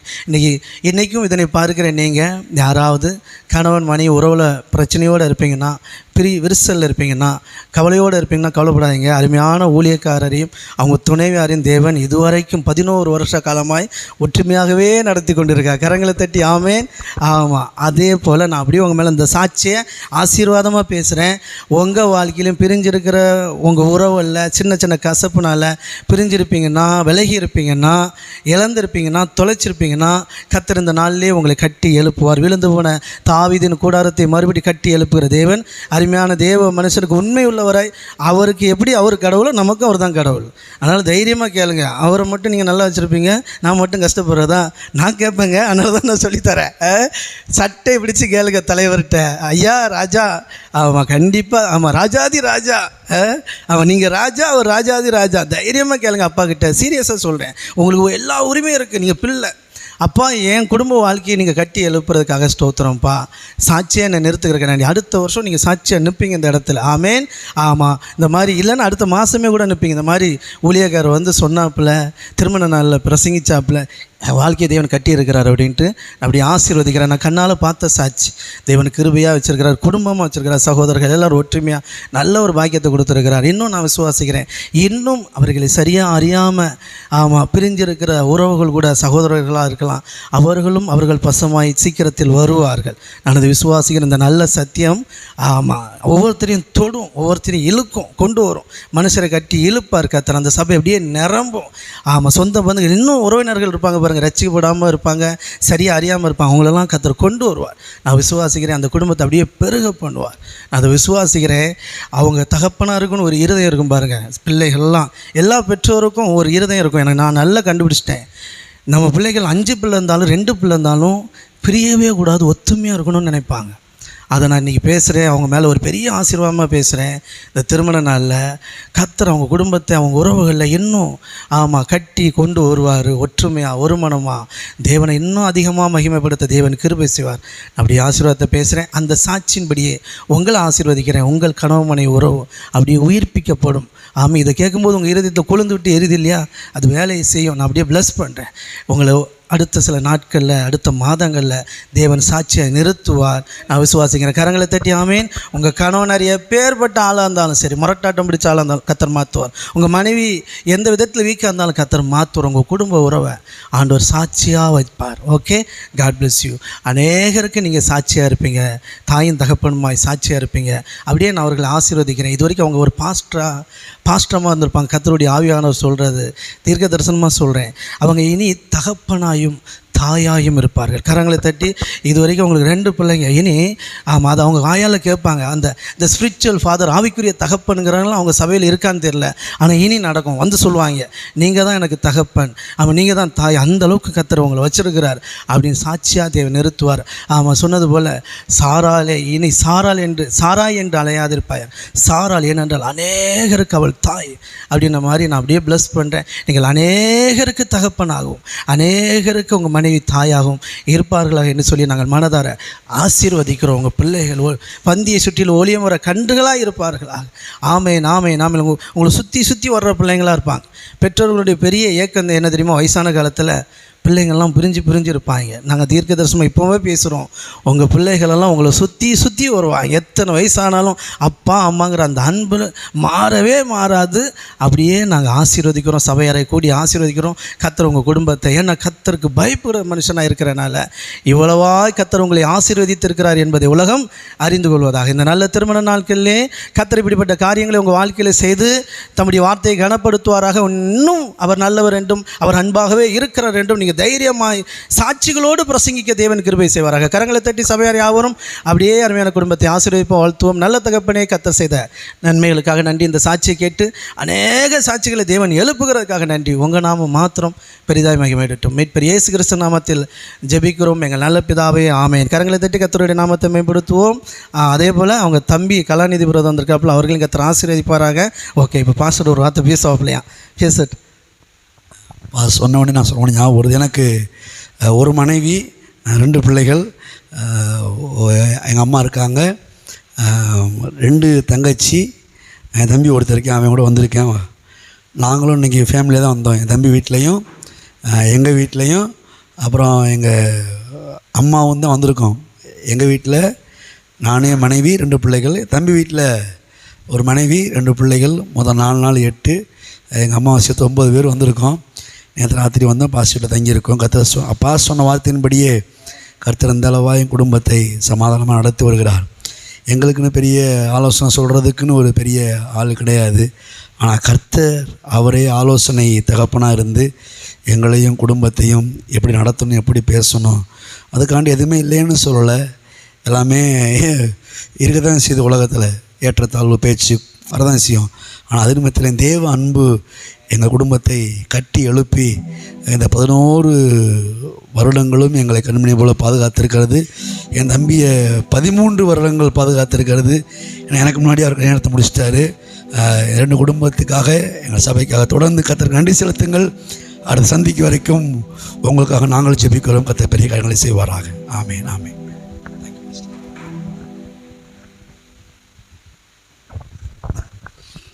ஓகே, கரங்களை தட்டி கர்த்தருடைய நாமத்தை மேம்படுத்துவோம். ஆமேன். ஆமாம், பொதுவாக உங்களுக்கு தெரியும், எல்லாமே தேவனுடைய திட்டம்னா சொன்னோம் இல்லையா? ஆமாம், கர்த்தர் புது வெளிப்பாடு தந்திருக்கிறார் இல்லையா? எல்லா காரியத்தையும் ஃபங்க்ஷனையும் அவர் தான் நிர்ணயம் பண்ணுறார், அவர் தான் ஒழுங்குபடுத்துகிறார். நம்ம பெரிய அட்மினிஸ்ட்ரேட்டிவ்லாம் கிடையாது, அவர் தான் ஷெட்யூல் அவர் தான் போட்டு வச்சுருக்கார். பொதுவாக நாங்கள் என்ன பண்ணுவோன்னா, இந்த மாதிரி முடியும் போது அப்படியே கேமரா திருப்பிடுவோம். அப்படியே ஆட்களை காட்டினா தான் எங்கள் ஆட்களுக்கு தூக்கம் வரும் அப்படின்னு நினச்சிட்டு இருந்தேன். ஆனால் கர்த்தர் பாருங்கள், உங்களையே கொண்டு வந்து உங்கள் தம்பி ஏற்றி நாங்கள் தான் இருக்கிறோம் அப்படின்னு நிரூபிச்சிட்டார். அதான் கர்த்தர் நல்லவர். ஆமேன். Okay, God bless you. கர்த்தர் தாமே ஒவ்வொருவரையும் குடும்பமாய் அன்பும் ரொம்ப பிடிச்சிருக்கு. நைட்டே வந்துட்டோம். வந்து எங்களுக்கு நாகர்கோவில் பஸ் ஸ்டாண்ட்லேருந்து வீட்டுக்கு வர்றதுக்குள்ளே நாங்கள் பட்ட பாடு. அப்பா எப்படி பாஸ்டர் நாங்கள்லாம் கூப்பிட்டோன்னே அங்கே வர்றீங்க, மீட்டிங்லாம் எப்படி வர்றீங்க, நாங்கள் ரொம்ப பிரமிச்சம் பாருங்கள். அவ்வளோ சந்து பொந்துமாக சுற்றி இங்கே வந்து நைட்டு சாமத்தில் வந்து எங்களை காத்திருந்தாங்க. ஆனால் ஸ்நாக்ஸ் வாங்கி வச்சுருந்தாங்க. காலையில் அன்பாய் உபசரித்து, மத்தியானம் உபசரித்து, இப்போ ராத்திரியும் ஆயத்தமாக்கிட்டு இருக்காங்க. நல்ல ஒரு பெரிய வீட்டையும் கர்த்தர் பாஸ்டர் கொடுத்து எங்களை அங்கே தங்கும்படி உதவி செய்திருக்கிறார். இதற்கேற்ற பலனை கர்த்தர் நிச்சயமாய் பாஸ்டர் அருளிச்சுவார்னு நான் விசுவாசிக்கிறேன். கர்த்தர் ஆசீர்வதிப்பார் பாஸ்டர். ஓகே, கர்த்தர் நல்லவர். நிறைவாக இருந்துச்சா? ஆமாம், இப்படிப்பட்ட காரியங்கள் கர்த்தர் நம்ம குடும்பங்களில், சபைகளில் இன்னும் பெரிய காரியங்களை கர்த்தர் செய்வார். பாருங்கள், நம்ம முத சர்ச்சு ஸ்டார்ட் பண்ணி எந்த ஊழியக்காரங்களும் நம்ம கூடவே இல்லை. ஆமாம், உண்மையிலே நிறைய பேரை கூப்பிட்றதுக்கு லிஸ்ட்டே இருக்குது. ஆனால் தேவன் தான் இதில் இடைப்படணும்னு நான் அப்படியே ஃப்ரீயாக விட்டுட்டேன். நீங்கள் செய்யுங்கப்பா அப்படின்னா அழகாக கர்த்தர் கொண்டு வந்தார். கரங்களை தட்டி முதல்ல நம்ம ஊழியத்தில் பிரசங்கிக்கிறதுக்காக வந்து பிரசங்கித்த முழு நேர ஊழியக்காரர் அருமையான நம்ம போதவர் மட்டுமே. கரங்களை தட்டியாமே. ரெக்கார்ட் சபை ரெக்கார்டில் இருக்கும். நம்ம சர்ச்சு ஸ்டார்ட் பண்ணி நம்ம ஊழியத்துலேருந்து பிரசங்கம் பண்ணது எத்தனை பேர் வந்து பிரசங்கம் பண்ணாலும் முதல்ல பண்ணது பாஸ்டர் சாம் கணத் அவங்க தம்பியும் வந்து தான் சேர்ந்து பண்ணாப்புல. கரங்களை தட்டி ஆமேன். கர்த்தர் அப்படியே சாட்சியை நிறுத்துவாராக. இதே போல் நிறைய காரியங்களில் நீங்கள் முதன்மையாக இருப்பீர்கள். எப்படி எங்கள் ஊழியத்தில் அவங்க அப்படின்ன மாதிரி மதுரையில் இதை வாங்கினவங்க அவங்க தான். மதுரையில் இவ்வளோ பெரிய காரியங்களை செஞ்சது அவங்க தான் அப்படின்னு தேவன் பெரிய காரியங்களை செய்வார். மகிமைப்படுத்த தம்முடைய மகிமையை வெளியரங்கமாக்குவார். ஓகே ஆமேன். அவருடைய மகிமை உங்கள் மேலே இருக்குது. அது அப்படியே இன்னும் அதிகமாக வெளியரங்கமாகும். Okay God bless you. கர்த்தர் அப்படியே ஆசீர்வதிப்பார்கள். ஓகே அவரை சேர்ந்து சொல்வோம். நம் பாவங்களுக்கு செத்து நீதிக்கு பிழைத்திருப்பதற்காக அவர்தாமே தம்முடைய சரீரத்தில் நம்முடைய பாவங்களை எல்லாம் சிலுவையிலே சுமந்து தீர்த்தார். அவருடைய தழும்புகளால் நாம் சுகமாகி இருக்கிறோம். நம் பிதாகிய தேவனுடைய அன்பு கர்த்தராகிய இயேசு கிறிஸ்துவுடைய கிருபையும் பரிசுத்த ஆவியானவருடைய அன்பும் நம்மோடு கூட என்றைக்கு இருப்பதற்காக கர்த்தருக்கு நன்றி செலுத்துவோம். God bless you. கரங்களை தட்டி கர்த்தருடைய நாமத்தை மகிமைப்படுத்துவோம். மீண்டும் நாளைக்கு காலை ஆராதனை நடைபெறாது. நாளைக்கு மாலையில் நடக்கும். சரிங்களா? நாளைக்கு கொஞ்சம் வேலை இருக்கனால நாளை மாலை ஒரேடி ஆராதனை நடக்கும். அதனால் நீங்கள் எதுவும் நினச்சிக்கிறாங்க. நாளை காலைக்கு முடிஞ்சால் ஒரு ப்ரீமியர் போட்டுடலாம். சரிங்களா? இதையே போட்டுருவோம். கரங்களை தட்டி நாளைக்கு இதான் ப்ரீமியர். இதை நான் அப்லோட் போட்டுருந்தேன். சரிங்களா? ஒருவேளை நம்ம மக்கள் இன்றைக்கி பார்க்க முடியாதவங்க பாதியில் போனவங்க ஏன்னா நிறைய நேரம் ஆயிடுச்சுல, நாளைக்கு இதை உட்காந்து நீங்கள் பார்க்குறீங்க, ரசிக்கிறீங்க, என்ஜாய் பண்ணுறீங்க. இன்னும் தெளிவாக கேளுங்க. இன்னும் தெளிவாக நோட்டு பேப்பரை வச்சு எழுதி வச்சு ஸ்ட்ராங்காக அந்த வார்த்தை இது ரொம்ப முக்கியமானது. பாருங்கள், நான் உண்மையில் அந்த இடத்துலேருந்து ஆண்டவருக்கு ரொம்ப நன்றி சொன்னேன். என்ன அப்படின்னா, பாஸ்டர் பண்ண எல்லா பிரசங்கமே எனக்கு புரிஞ்சிச்சு. என் இருதயம் உணர்வடைஞ்சிச்சு. நான் அப்படியே சந்தோஷப்பட்டேன். அவங்க அப்பாலாம் பெரிய லெஜெண்டுன்னு வச்சுக்கோங்களேன். அப்படி வளர்ந்த பேக்ரவுண்டில் உள்ளவங்க அவங்க. சரிங்களா? ஆனால் நமக்கு சத்தியமே தெரியாது, நமக்கு பைபிள் ஒன்றுமே தெரியாது. நம்ம இப்போ தான் வந்திருக்கிறோம் ஆண்டவருக்குள்ளே. ஆனால் அவங்க பேசுனது, அவங்க அவ்வளோ நேரம் தேவ சமூகத்தில் இருந்து இவ்வளோ ஒரு பெரிய சபை நடத்துகிறாப்புல, திரள் கூட்டத்துக்கு ஒரு ஊழியக்காரன் நடத்திட்டு இருக்காப்புல. அவங்களுக்கு தெரிஞ்ச அந்த சக்தியங்கள், அந்த ரகசியத்தை அவங்க பிரசங்கிக்கும் போது, நான் ஊழியக்காரன் பிரசங்கம் பண்ணால் கூட சில இடத்துல டவுட் வரும், சில இடத்துல சந்தேகம் வரும், சில இடத்துல கள்ள ஒளியும் அப்படிம்பாங்க, ஏற்றுக்க மாட்டாங்க. ஆனால் எனக்கு அவங்க சொல்ல எல்லாமே எனக்கு தெரிஞ்சிருக்கு. அது நான் நினச்சி எனக்கு எங்கே கிடந்தோம், குப்பையிலையும் புழுதியும் கிடந்த நமக்கு இவ்வளோ, அது என்ன மாதிரி கழுத வைக்கிற பயலுக்கு இவ்வளோ அறிவான மாதிரி தேவன் எவ்வளோ நல்ல ஒரு. நான் உண்மையிலே கர்த்தர் நல்ல ஒரு ஊழியத்தை வச்சுட்டு இன்றைக்கி ரொம்ப இந்த இடத்துலேருந்து ஃபீல் பண்ணேன். ஆமாம்ல, இது எல்லாமே எனக்கு புரியுது, எனக்கு இதனுடைய நாலேஜ் எனக்கு இருக்குது. அப்போ என்ன தேவன் உண்மையிலே எவ்வளோ வளர்த்துருக்கிறாரு, எப்படி உயர்த்திருக்கிறாரு அப்படின்னு ரொம்ப சந்தோஷப்பட்டேன். இதை விட மேன்மை எதுவுமே கிடையாதுங்க. தேவனை அறிகிற அறிவே நித்திய ஜீவன். அதனால் நீங்கள் எத்தனை பேர் இன்றைக்கி பாஸ்டர் பிரசங்கம் பண்ணும்போது உங்களுக்கு தெளிவாக புரிஞ்சிச்சோ, நீங்கள் கொடுத்து வச்ச ஆளுக்க கையை தட்டி நீங்கள் அன்பிலே நிலச்சிருக்கிறீங்க. அதனால தான் தாகத்தோடு அந்த வார்த்தைகளை ஒவ்வொரு நாளும் நம்ம ஆராதனையில் கேட்டு கேட்டு கேட்டு இன்றைக்கி யார் பிரசங்கம் பண்ணாலும் அதை அழகாக நீங்கள் அதை தூக்கிடுறீங்க, பிடிச்சிடுறீங்க அந்த பாயிண்ட்டை. உங்களுக்கு மட்டும் உறக்கம் வர மாட்டேங்கி. புரியுதுங்களா? எவ்வளோ பெரிய பாக்கியசாலி. அதனால் ஒருவேளை நீங்கள் இதனை கேட்குற நீங்கள் யாராவது பாஸ்டர் பண்ணும்போது புரியலை, என்னடா நானே வேறு ஏதாவது கடன் பற்றி பேசுவார், இப்பொழுது கர்த்தர் வானத்தை அப்படின்னு எதையாவது பண்ணவர்னு பார்த்தா ஒன்றும் இல்லைன்னு நினச்சிங்கன்னா கவலைப்படாதீங்க. நீங்களும் ஒரு நாள் இந்த மாதிரி சத்தியத்தில் தேர்ந்தவர்களாக இருப்பீர்கள். கரங்களை தட்டி கவலையே படாதீங்க. புதுசாக பார்ப்பீங்க, எனக்கு ஐயோ ஒன்றுமே புரியலையே, இந்த பாஸ்டர் அதை சொல்கிறாப்புல இதை சொல்கிறாப்புல அப்படின்னு சொல்லுவாங்க இல்லையா, அதெல்லாம் ஈஸியாக நீங்கள் காலி பண்ணுவீங்க. சத்தியத்தில் வளர்ந்து சாட்சியாக அனுப்பிங்க. நான் அப்படி மனதார நாங்கள் ஆசீர்வதிக்கிறோம். Okay, God bless you. கர்த்தர் மீண்டும் நாளை மாலை சந்திப்போம். நாளை காலை ப்ரீமியர் ரெடியாக இருக்கும். ஓகே, கலந்து கொள்ளுங்கள், இதை மறுபடியும் கேளுங்க. God bless you. கர்த்தர் நல்லவர். தேங்க்யூ. கரங்களை தட்டி கர்த்தருடைய நாமத்தை மேம்படுத்தும். அதே போல் ஆனந்த் ஈஸ்டர் தான் ஃபுல்லாக அரேஞ்ச்மெண்ட் பண்ணாப்புல. நாங்கள் வெளியிலேருந்து வந்தோம், எல்லா கருத்தையும் நேர்த்தியாக செஞ்சுருக்கிறாப்புல. இப்போ தான் அவங்க உண்மையாக கரெக்டாக பயங்கரமான ஊழியம் செய்கிறாப்புல. எனக்கு உண்மையிலேயே இப்போ தான் திருப்தி. சீரியஸாக இந்த மாதத்தில் சர்ச்சை ஆரம்பிச்சிலேருந்து ஆண்டவர் அவங்கள ஊழியத்தை சூப்பராக அட்மினிஸ்ட்ரேட்டிவ் லெவலில் சூப்பராக நடத்துகிறாரு. எல்லாம் அரேஞ்ச்மெண்ட் பக்காவாக பண்ணியிருந்தாப்புல. மைக்குக்கெலாம் சார்ஜ் போட்டு சூப்பராக ரெடி பண்ணிட்டாப்புல. கர்த்தர் இதற்கான பலனை நிறைவாய் கொடுப்பாராக. அவங்களுக்கு நம்ம நல்ல சேல்ரி கொடுக்கணும், விசுவாசிங்க. ஆமாம், குடும்பம் மட்டும் ஒரே நபர் ஆனந்திஸ்டுடைய சேலரியை நான் கொடுக்குறேன் அப்படின்னு டிசிஷன் எடுங்க, கர்த்தர் செய்வார். ஓகே, ஆமாம், தேவன் அந்தளவு ஒருத்துள்ள ஆளை தான் உருவாக்கி வச்சுருக்கிறார். Okay, God plus. அப்படியே நாங்கள் நாங்கள் அவர்களையும் ஆசீர்வதிக்கிறோம். ஆமாம், அவங்க வாழ்க்கையிலும் திருமண காரியத்தில் தேவன் அற்புதம் செஞ்சு சாட்சியாக நிறுத்துவார். நான் விசுவாசிக்கிறேன். கரங்களை தட்டி ஆமீன். கர்த்தர் அற்புதம் செய்வார். Okay, God bless you. ஒவ்வொருவரையும் கர்த்தர் தாமே ஆசீர்வதிப்பார்கள். மீண்டும் நாளை மாலை சந்திக்கலாம். நாளை காலை பிரீமியரில் சந்திப்போம். தேங்க்யூ. God bless you.